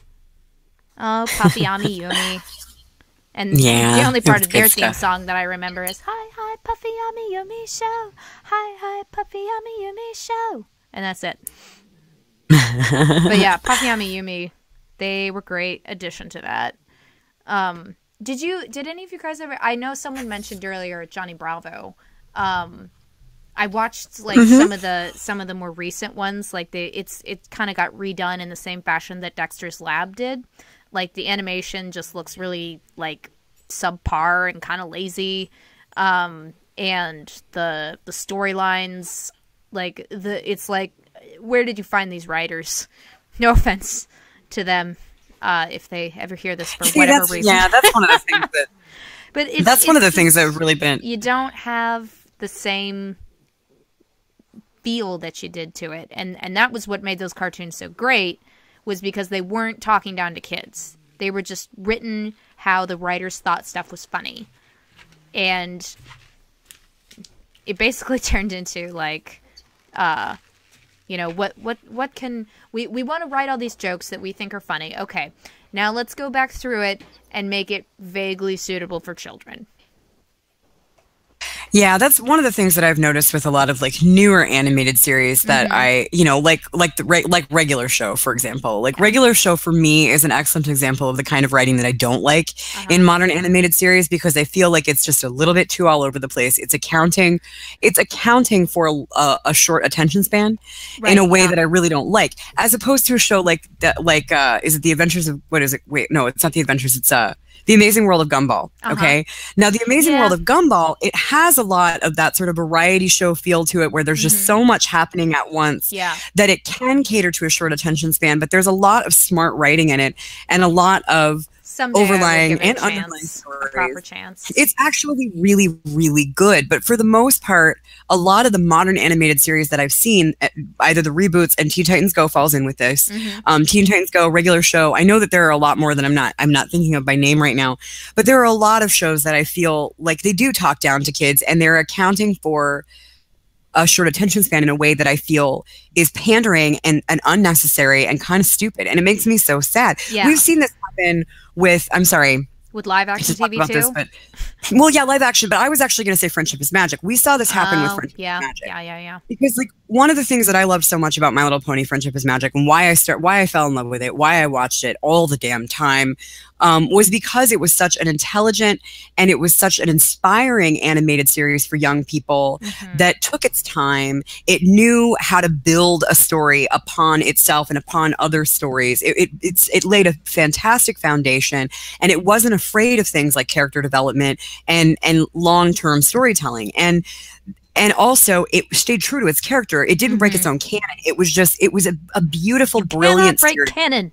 Rule number 1. No, and then it was after the end of season 4, I think, is they came back, and very slowly, because you had Lauren left, and so you had the original creator and writer of the reboot left, and they brought in a new team of writers that just, you could tell, were doing that talking down to the audience thing and trying to pander the way that marketers try to pander to millennials. They try to pander to a stereotypical type of kid that they think exists in this time period. And now you have characters like Princess Celestia rolling their eyes at Cranky Doodle because they're annoyed at Cranky Doodle being cranky. You do not do that. Yeah, or they're still commenting about how weird Pinky's sister is by this point, when the whole point was about realizing that her being weird did not in any way make her, wrong or someone that you should make fun of. Now you have characters making fun of Pinky's sister again after they went through the whole trouble of, crafting this beautiful episode about understanding her. They're like, oh, no, we're just going to turn it into a punchline again. Yeah. And it's like, because they don't expect, I guess, kids to care about lengthy storytelling and canon building. Like, I don't understand that. I don't understand it. It's just world building, I meant, sorry. Yeah, it just there are so really many depressing. Fine examples of shows that have, like, you can Adventure Time, I think, did this a little bit better in its earlier days, like not like first season, but like from there on out until maybe, like, I don't know, season 7. They did a really, really good job of having, especially with the fact that these episodes are only 11 minutes long. Now, which show is this? Adventure Time. Oh, yeah. Adventure Time, absolutely, but having that, like, oh, it's just kooky, everyday wackiness, and it doesn't necessarily relate to the last episode. But then sprinkled in throughout all of that, there is plot, and there is character arc, and character development. And, like, every time Finn loses a sword and gets a new sword, they keep a count for that. Yeah. And well, yeah. And I think, honestly, the same thing with Steven Universe. I think maybe Adventure Time. What? I was just about to say. I think the absolute best example of what we're talking about, with really great contemporary writing for a children's series, I think that award across the board goes to Steven Universe, which is our background, by the way, tonight, guys. I love Steven Universe so much. It's brilliant. And I think what a lot of these shows have in common, like if you look at shows like Friendship is Magic, Adventure Time, Steven Universe, you can see in them the influence of the shows that we grew up with, the cartoons that we were raised on. All of those shows from, like the late 80s all through the 90s and even into the early 2000s. We didn't get into this at all. but like all of the Justice League related cartoons, specifically Batman the Animated Series, which will forever, you know, be like one of the most formative experiences of my childhood. Just as far as like, you know, what I grew to love, what I grew to appreciate. In storytelling, and like even, you know, Batman Animated Series, you go back and watch, and some of the episodes are kind of like, or you know, like, oh, really? All of the henchmen, you know, just happened to fall on the barge that was passing underneath the bridge at the time they were thrown off, and so they only got met with being being stinky for several days kind of doom, as opposed to being like totally annihilated. You know, sometimes stink is a really good thing to threaten someone with. I mean, we've all seen Labyrinth. We know about the dangers of the Bog of Eternal Stench. I was going to say, please say the Bog of Eternal Stench. Not Absolutely. the Bog of Eternal Stench. Oh, yes! You'll smell bad for the rest of your life. That is the most terrible thing that I can think to punish you with. You're already so very, very ugly. If she kisses you, I'll turn you into a prince. You will? Prince of the land of stench!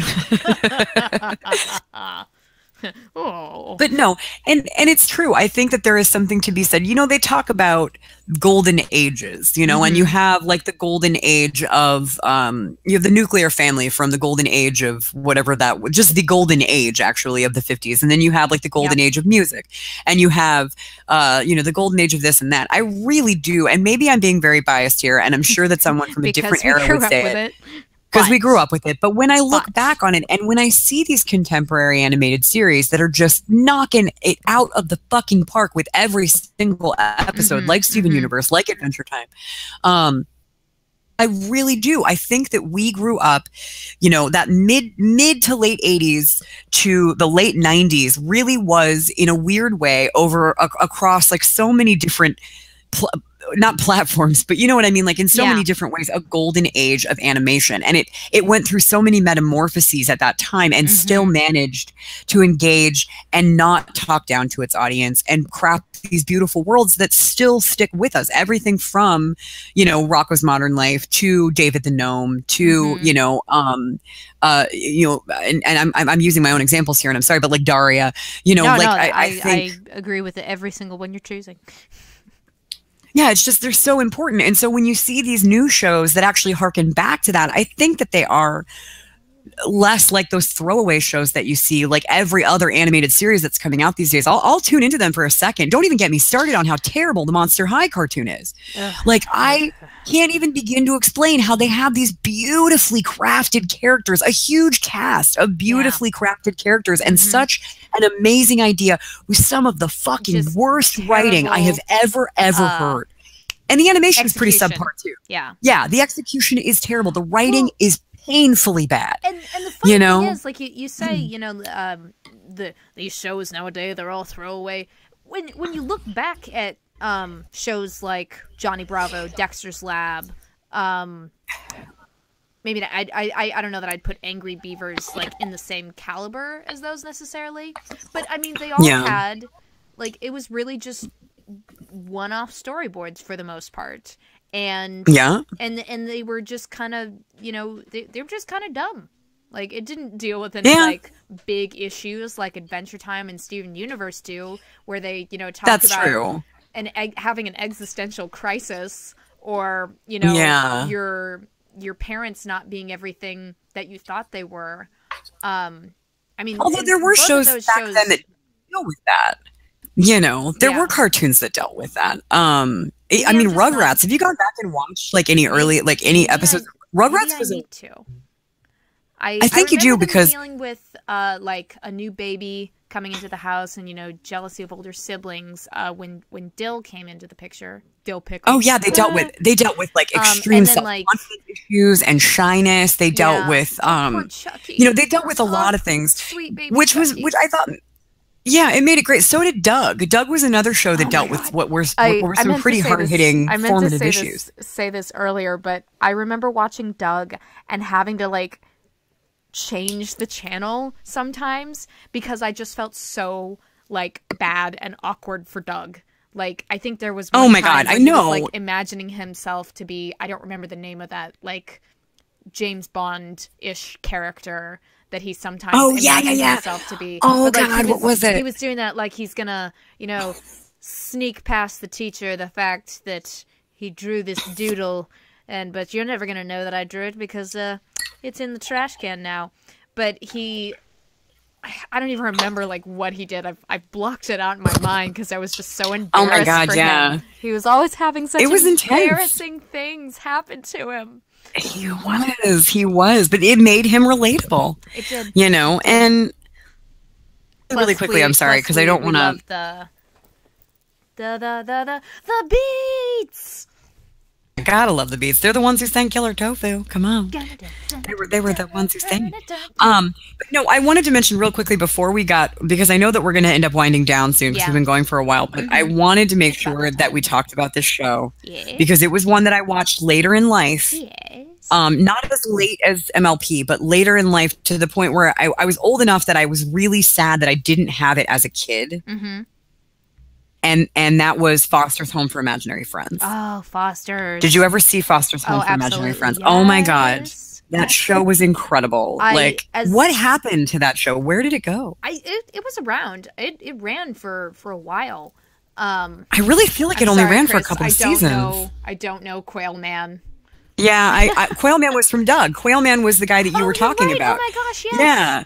Oh, yep, Quail Man. He had, like, his belt wrapped around his head, like the little droopy thing on a quail, and he had like the quail whistle. Oh my! Yeah, it was all about quails. Like quails were like ever present all throughout Doug, in like the weirdest way. Such, like funny little ever present parts. Yes, we're glad you're still here, media.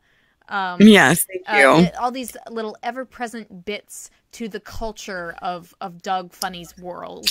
And it was a very, very unique world. The Beats and having all of their songs be related to food and dental hygiene. Yeah. And then all the little characters that Doug had. Patty Mayonnaise was the love of his life. Mayonnaise. Yep, I remember Patty.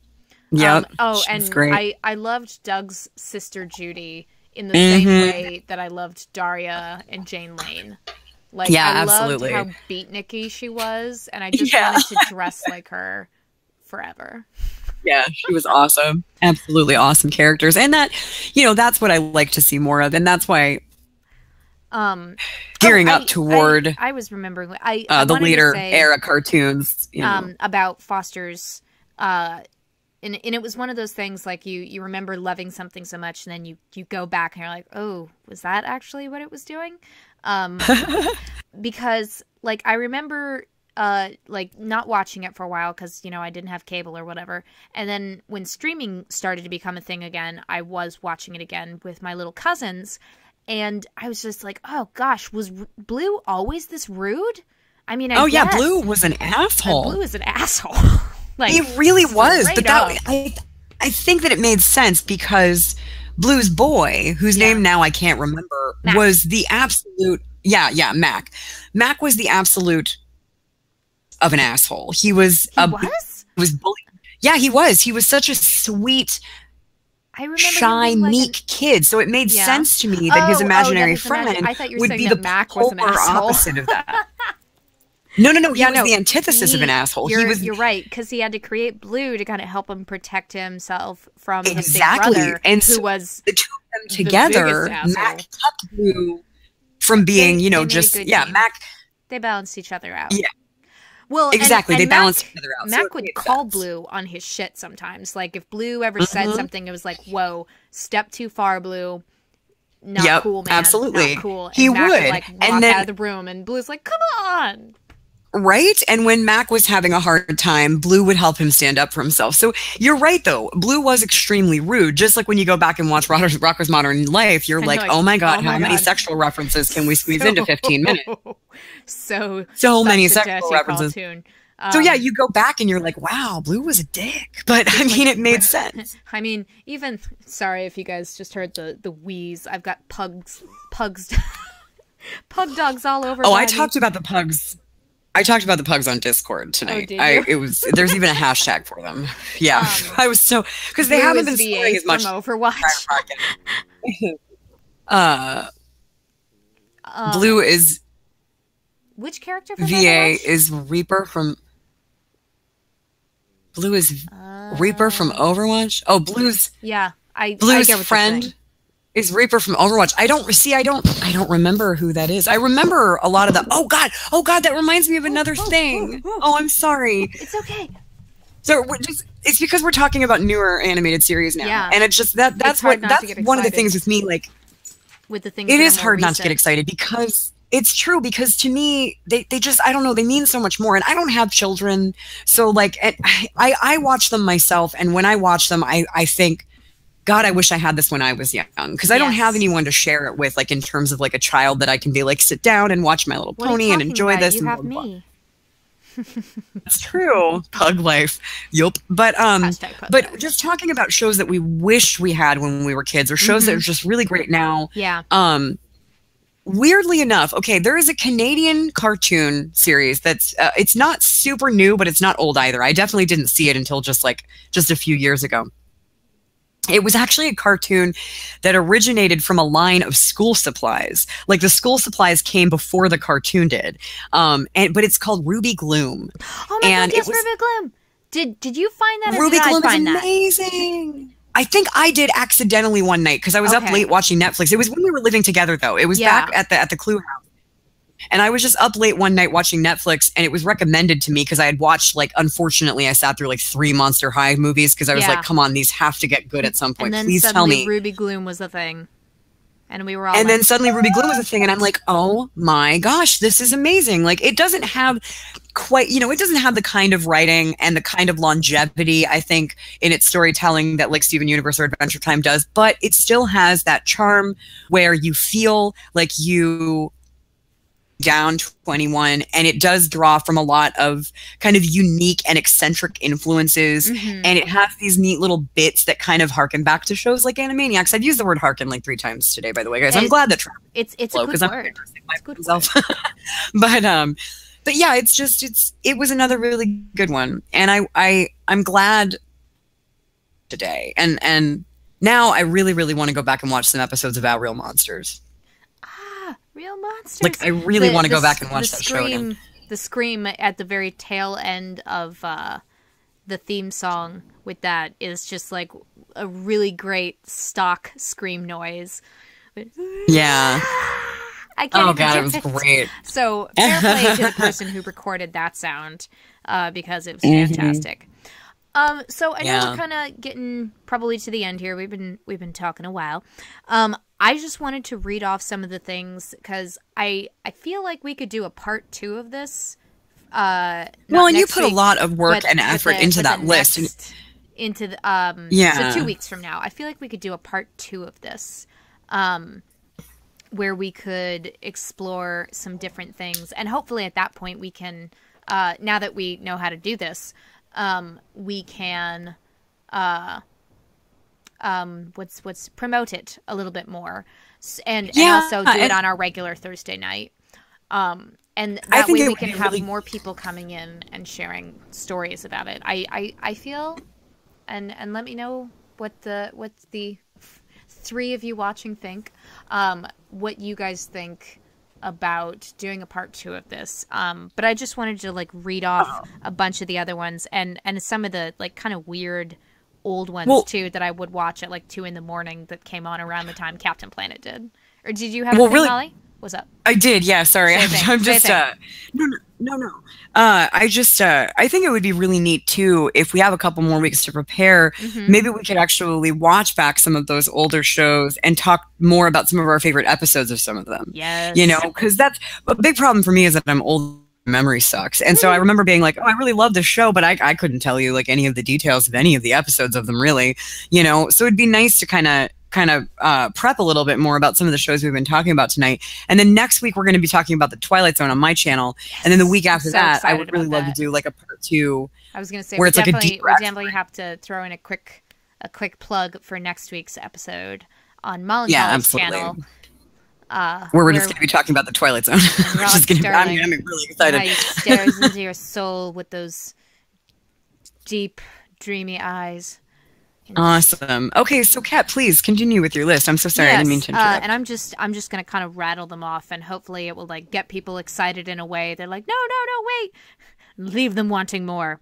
So very random one, and I don't know if any of you have ever heard of this or seen it or come across it or randomly remember it, because it usually played at like 2 a.m. It was called The Gary Coleman Show, and it was about Gary Coleman, but he was like an apprentice angel who like needed to help a certain number of humans before like he could get his wings or get his halo or be a full-fledged angel or something. And it was just a funny little show. I've never heard of that, and I'm very sad. Super old school. Like, I remember it was maybe I guess it wasn't as old as the Ed Grimley Show, but that's kind of we didn't talk about the Ed Grimley Show either. And then Never Godzilla, the animated Godzilla show, where again they had lots of stock animated sequences that they would use over and over, where I don't know, they were probably like a marine biology team or something, you know, like husband, wife, and children, or the mom was probably dead. They always are. But then they like had like a button where that would like send out a supersonic noise that Godzilla could hear. So like whenever they were in trouble, they'd press the button, woo, woo, woo, woo, woo, woo, woo, woo, and the Godzilla would rise up from the ocean. How have I never seen or even heard of these cartoons? I'm so sad. And then kind of in the same vein and probably around the same time was Johnny Quest. I remember Johnny Quest. And then later there was The Real Adventures of Johnny Quest, and that was more along the lines of like kind of same era as the Where in the World is Carmen Sandiego? I loved that show. not the quiz show, which I loved the chief on that show. She was super cool. Yeah, she was. But there was an animated series for Carmen Sandiego, and The Real Adventures of Johnny Quest. They had like just started to use 3D animation, and it was a little grittier. And then what's else on the list? The Jetsons, Pirates of Dark Water, which I fucking love that show because it's like a combination of sci-fi and high fantasy, and it had such a great opening sequence. Pup Named Scooby-Doo, that was just kind of throwaway one. Tiny Toon Adventures, and I'm sure you remember Elmira, who of course I remember Elmira, yeah. Gonna love and squeeze and pop the eyeballs out of cute little animals. Yeah, she was amazing. I was a huge fan of Elmira. I will say really quickly, too, this is something we could probably talk about in 2 weeks, but you mentioned the Jetsons very, very quickly. I was never a Hanna-Barbera fan either. And that wasn't that I didn't grow up with them. It was that for some reason, Johnny Quest was Hanna-Barbera. I don't know why. Right. I just was very, very, very turned off by Hanna-Barbera. I didn't like the Flintstones. I didn't like the Jetsons. The quality of the show wasn't always great. Yeah, I don't know why. But I feel like, and I hated Scooby-Doo. Scooby-Doo was like my least favorite cartoon as a kid. Scooby-Doo was and then always on, and there were so many iterations of it. It just got so tiresome. There were a couple of the movies that I kind of enjoyed watching. And yes, Chris, I totally remember SWAT Cats. Like, that didn't make it onto my actual list, but it's here in my mind. SWAT Cats was another Cartoon Network one. And then Beetlejuice. Oh, I remember the Beetlejuice cartoon. Not going to say it a third time. Why not? I would love it if he were here. And then, I don't know if you guys remember Reboot, but Reboot was a fucking amazing show. It was the first entirely CG animated show, computer-generated animation, that had ever existed. And it was like the world inside of a computer. And so everything had all kinds of everybody's name and like the actions for things were all like computer puns. It was great. And they never saw that. Oh, dude, it was and it started out as kind of, like, this is a show and it's in the computer world. But then it started to develop plot and character arcs like crazy. And it just turned into this cool, like, dark, gritty adventure series. It was, eventually they got to like this big stinger at the end of, I think, maybe the 3rd season, and the show got canceled. And we were all like waiting to see what happened, and like nothing. There was no thing to bring it back. And I think somewhere on the internet there still exists the website for the creators of that, and they actually continued the story in kind of a graphic novel comic format. Oh, that's awesome! But like, I'll be right back, by the way. Like hope and pray to my many various heathen gods that that someday someone will pick up Reboot again, and dare I say it, do a reboot of Reboot. What else is on my list here? And I'm just rattling these off there kind of at the end, because we're gonna have a part 2 to this show now. There's so much to talk about. We could talk. Siege is right. We could talk about this forever. Right, Chris? She never saw Reboot. Unfriend. No, that's not true. I will love her forever. Totally Spies. That was one that I think was on like ABC Family. That was kind of a cute anime-esque show. Jackie Chan Adventures. Again, same kind of anime-esque animation. And also just really funny because it's Jackie Chan. He cracks me up. The Chuck Jones Show and then the Tex Avery Show. Both were on Cartoon Network, where they were basically just collections of old Chuck Jones and Tex Avery cartoons. I really liked that, specifically Tex Avery, because the character of Tex Avery's, her name is Red. She was like the little lounge singer with the ginger Betty Grable hair, with the wolf in the zoot suit, where his eyes would pop out of his head and go "Ooga,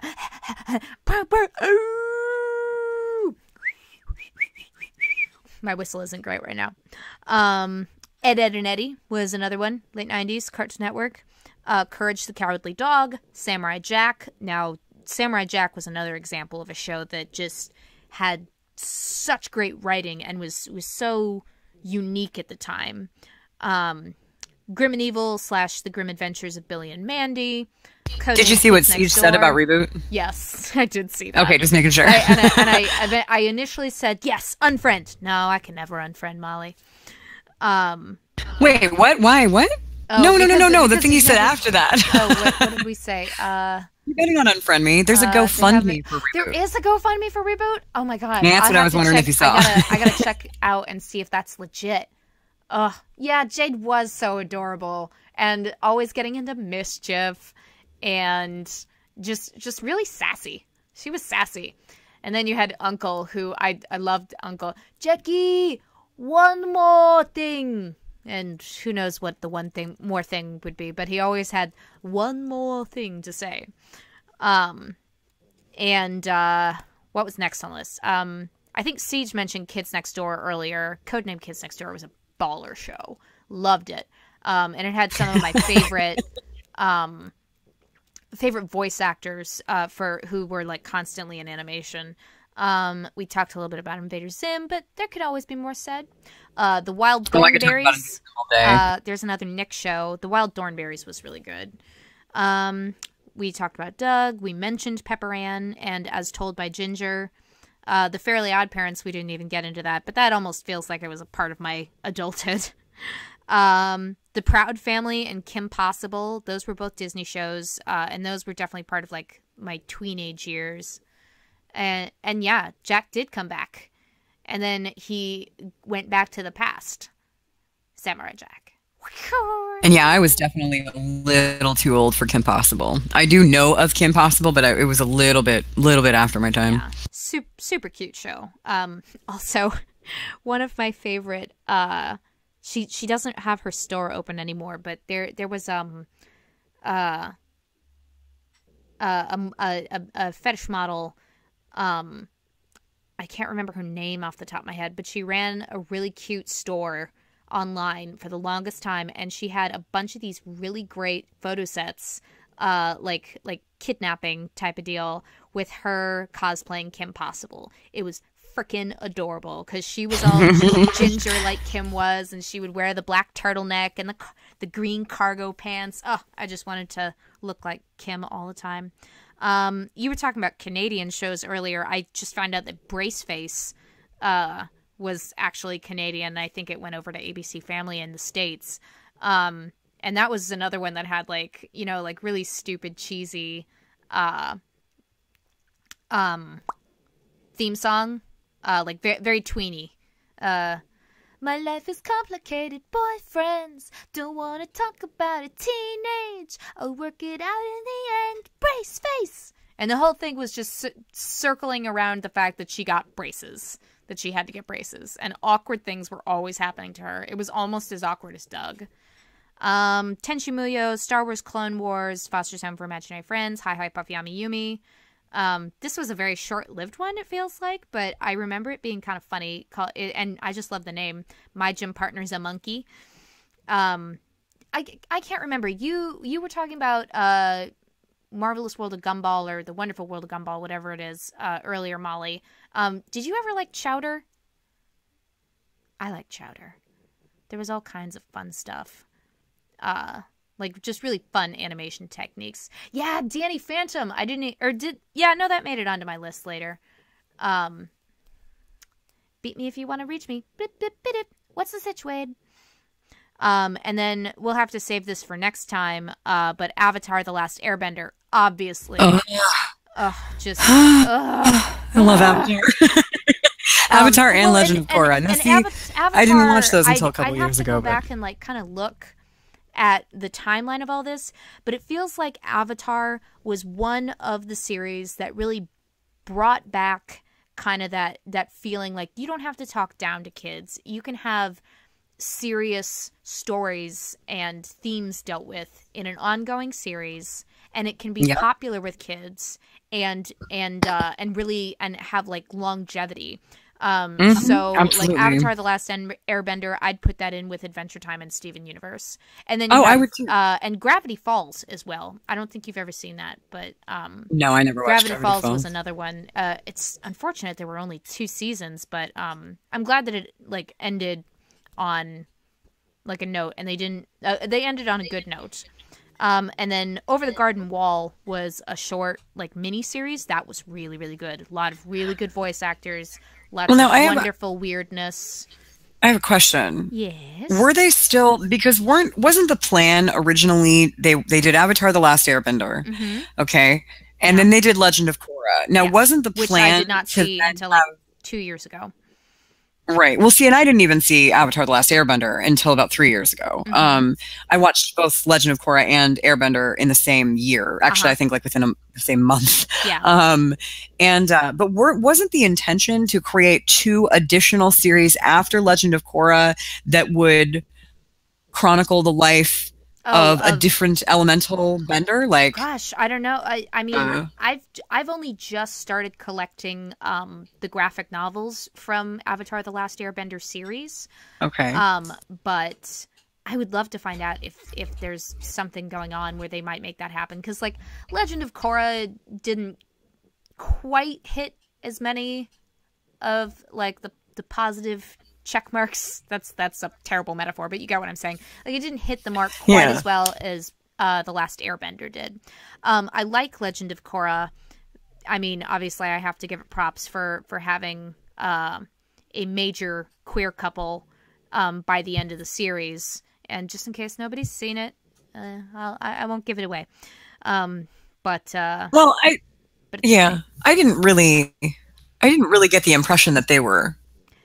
It was confirmed gay by, the very last animation sequence that you see them exiting at the end of the series, the 2 of them. Yeah, it mimics the marriage scene between the inventor and his assistant, like 1 or 2 scenes earlier. Like their poses and the way that they're looking at each other are exactly the same. And after that episode aired, I mean, it wasn't really obvious, and I wish it had been a little more on the nose about it. Like you could have stood to be a little bit more. Like you could. Well, I mean, I think. Yeah, I think it's great. I mean, if that's what they went with and it was confirmed by the writers and everything that was what they were going for, then that's great. I have a problem with over shipping. And I don't mean that in any sort of, I don't care of the sexual orientation of the characters being shipped. I'm tired of characters being shipped. I'm tired of having to have a sexual or romantic relationship. I'm just tired of it. Yeah. No, I mean, I really am. Like, I just wish that there could just be a little bit less romanticizing of our characters in general. When I feel that it's unnecessary. Like, why do they have, like, that's why I love characters like Spock. I love characters like Spock because their relationships, their romantic relationships and their sexual orientation only really come into play like a couple of times, you know, and for the most part, it's more about all of the other ways that we can explore humanity apart from romantic relationships. So for me, I just choose not to see the subtext. Characters who have a very close relationship, and it is in no way sexual, it is in no way romantic. And, I'm a fan of that. It's not even mentioned. It's not even mentioned. It just exists. Exactly. And that's why, you know me, I hope that you know that I'm not into live action. Yeah, I'm not even remotely opposed to Cora being a lesbian. I don't care. I think that's it's great. Bisexual. And or just being in a romantic relationship with a woman. I don't care. I just am tired of the romantic relationship. So I guess when I watched Legend of Korra, I just chose not to read into any subtext there because I was just happy for them to go off and subtle, which I was fine with, because they weren't like they were. It was obvious that something was developing between the two of them, but it was never specifically mentioned. And right. And I was fine with that. Like I do like that when you see them at the end of the series, and I guess at this point we've basically spoiled it anyway. So Coruscant confirmed. But Asami and Korra, like you don't see them like acknowledge even to each other, oh, we have romantic feelings for each other. Look at that. Yeah. But you kind of just saw like the very beginning spark of what their relationship was going to become. Yeah, and you're right, that was nice, and I loved it, and I thought it was a beautiful thing. And like I said, I'm always happy. A scene where their mutual ex-boyfriend had to go like, oh, so you guys are together now. That's cool. Like, they didn't need that. Don't need it. No, and I do see the significance and the lasting importance of relationships like that existing in shows that are geared toward younger audiences, and I think that's wonderful. But I think what I was just saying to media, I think that I put it together in my head, and I know that this is not what we're focusing on, but it's just because you mentioned it, it reminded me. I just think for me, I just prefer asexual characters. Like in general, totally cool. like that's totally cool. And I don't know why. But the older I get, I'm not an asexual person, but the older I get, the less I need any kind of sexuality in my entertainment. I just don't need people to be like hooking up or crushing on each other like ever. We get it. I don't know why, but anyway. But yes, Legend of Korra. I see what you're saying too. I watched Korra first, so it again. Oh, did you? Much like I did, because watch Avatar: The Last Airbender as though it were like the prequel. Yeah, it was an interesting experience for me. I was through it like that.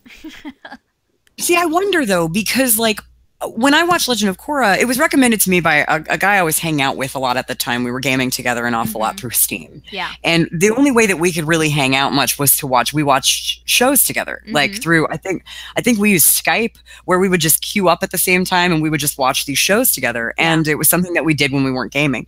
And he was like, well, if you've never seen Korra, that's something we could watch together. And at the time, I was kind of crushing hard on the guy. And I was like, sure, if you want me to watch an anime series. Because at the time, that's what I thought it was. I thought it was an anime. And I wasn't really into anime at the time. I didn't get into anime until very, very recently. I know. And I was like, sure, I'll watch it. Yeah. So we were thinking maybe we'd watch like 1 or 2 episodes on like a Saturday night, like Saturday afternoon, I think. And we watched that entire series together, like in one go. I did not want to stop watching it. I was like, oh my God. So what the hell you did have like an initial liking of it. Like it wasn't something I loved Legend of Korra that had to grow on you.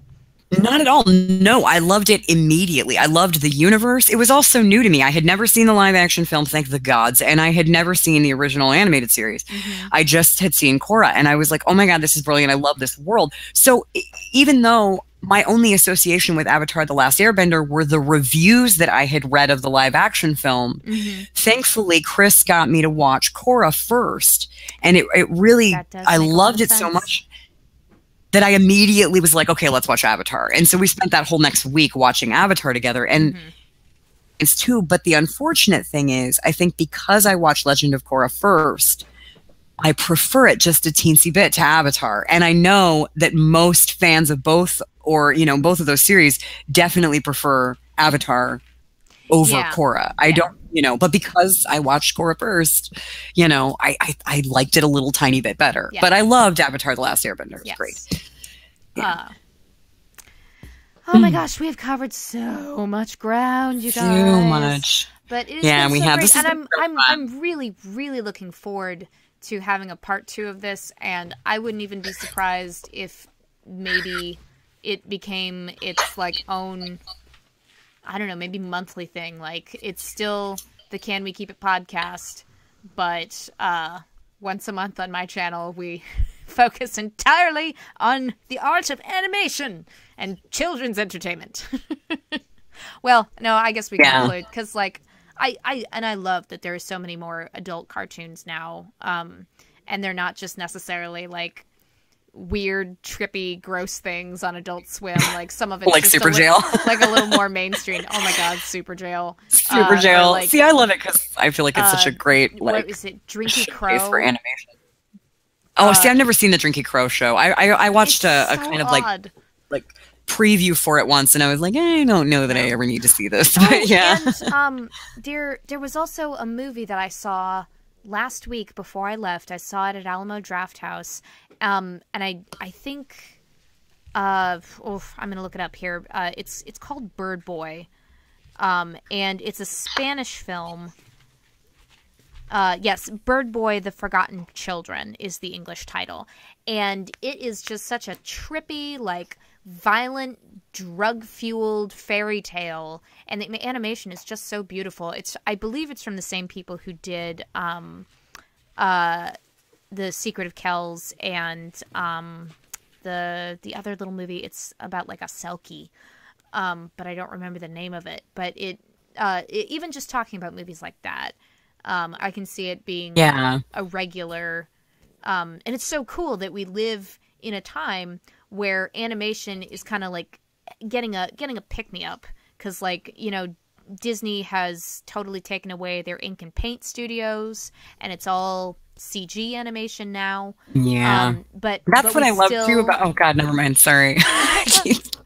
I keep like wanting to go off on tangents. I'm so sorry. No, it's okay. I want to go. I keep doing it. We both keep doing it.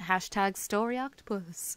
Octopus. But it's so great that there is so much material that we can continue talking about this for forever and ever and ever. We could. So ever and ever. I'm more than happy to talk about this again in another 2 weeks, and I would like some time definitely to prepare and watch like a couple, like an episode of Foster's that we could talk about. Oh yes. And I'm sure there are like specific episodes of the shows that we could talk about. Because I know that there were a lot of them that meant a lot to me, but I just can't really remember them right now. You know, like further the ones that were needed. Absolutely. Well, and don't forget too, next week it's a very niche topic next week, and I want to apologize in advance, and I'll probably be apologizing all week. I mean, not that I'm not apologizing for loving it.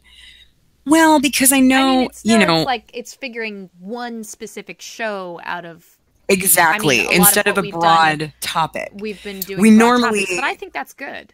I think we need. I think so too. I think so too. I just worry because I know because it's not a broad topic next week. I was a little worried about alienating people that may not be as into the Twilight Zone as I am. Well, hopefully people will want to come in and check it out, because Twilight Zone is the bomb. Kind of the best thing that's ever been on television. I'm very, very excited that we're going to be talking about it next week, and I'm really looking forward to more tunes. It had a lot of like poignant episodes that I think are like Star Trek both original series and the Next Generation. Like, as far as, you know, having very poignant moments in the history of television. Absolutely. Twilight Zone had tons of those. Yeah, no, I it really almost did. wonder, like, I don't know how we'd make this happen, but like my dad really loved the Twilight Zone, and he loves anything that like takes a look at kind of the darker thoughts of humanity. I almost want to like have invite him onto the podcast, or like have him just record like his favorite episode and describe it to me. No, it would be amazing, because you know who else really so loves good. the Twilight Zone? My mother. I would love So for if your we mother can to have be like on the your show, dad too. and my mom on the show, perfect. like that would be really cool. Something to think about. Like, are you still going to be in San Francisco next week? Yes. I am returning the 24th, very, very early in the day. And but then I will be back in town. So I guess we will have next come on, give me my calendar. Going slow. So yes, next week's episode on Mollencolly's channel, we'll be talking about the Twilight Zone on the Can We Keep It podcast, a creepy cute podcast with the Mad Hat Cat and Mollencolly. And then the following week on the 22nd, we'll be back on my channel, and we'll be doing a part 2 of the Toons of Our Youth. And we'll cover a little bit of the same stuff we did today, but also new things. And hopefully we will have some more folks in the audience that can share their stories with us. Well, right. And I mean, last week and the week before that, it went really well. I think tonight, part of it is that it's Saturday night. Saturday, and yeah. I have no delusions. Who's going to break away from their Saturday night to listen to me talk about cartoons and sing cartoon theme songs? I would, but you know, well, and it's not our normal night. So this was just kind of a, you know, it was a, I'm glad that Media and Siege and John, that you guys came and hung out with us, and Fab too, who was here at the beginning. Like, and thank you guys Swervy so much. was here in the beginning, and Dom dropped in. So I'm glad that there were some of you that popped in. And I love having you guys in the stream. It's so cool to like, and also it's really nice to have you guys around to like give me technical feedback and say, I can't hear you. But this has gone pretty darn well for us never having done a long distance podcast before. So we have learned lots of things in episode 3 of the Can We Keep It podcast. And you guys, I hope you have a fantastic rest of your evening, the rest of your weekend. And absolutely. Thanks so much. We're gonna see you next week, or rather see you in the chat stream. And you will hear us and our voices. And for whatever reason, Molly is able to do like lots more with OBS Studios. So I think you should be able to like bring up stuff. And I don't know, maybe you just want to like not mess with a good thing. Yeah, it's okay. I don't mind. It seems to work better honestly. for you than it does for me. We have really, really bitchin' internet most of the time. That's also, I think, part of it is that the stream isn't crashing as much. And it's also to do with the settings. So we can compare our settings, actually. When you're back in town, we'll have to compare our settings and see and in the what's meantime, different. Go ahead. No, I was just, I don't understand. Like, I really don't know why. I'm kind of hoping, being in San Francisco, I'm kind of hoping I can, I don't know, Craigslist somebody or find somebody on a Facebook group. Molly Cat Podcast, that's right, media. I'm kind of hoping that I can find somebody who can physically be with me at my computer, look at my settings, compare them to my actual hardware, and just figure it out already. Because she wins. Well, we'll do that when you get back in town. We'll figure it out. And then next week we won't have to worry because I'll be doing it. And then the week after that, you got your settings now as they are. And honestly, I think it that's hasn't been that bad. The stream health has been at green light for most of the cast. Later, Siege. Good night, Siege. Thanks for hanging out and talking with John, us. Everybody, thanks for hanging out. Thanks everybody. This was really fun. And Kat, I miss you so fucking much. Please come home soon. So much. Hey, I haven't told you lately. Thanks, Media. I love you too. And you guys have a great night. And I'm going to probably see if I can find some Real Monsters to watch somewhere. Yes. Go. So here is my call to action to everyone who is here. and to everyone who watches this later, I want you to go to Netflix, Hulu, Amazon Prime, whatever your major streaming services, find those old cartoons that you watched when you were a kid and watch a few episodes. Do they hold up? Hell yeah.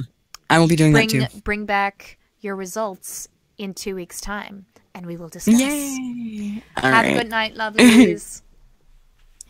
Good night, live stream.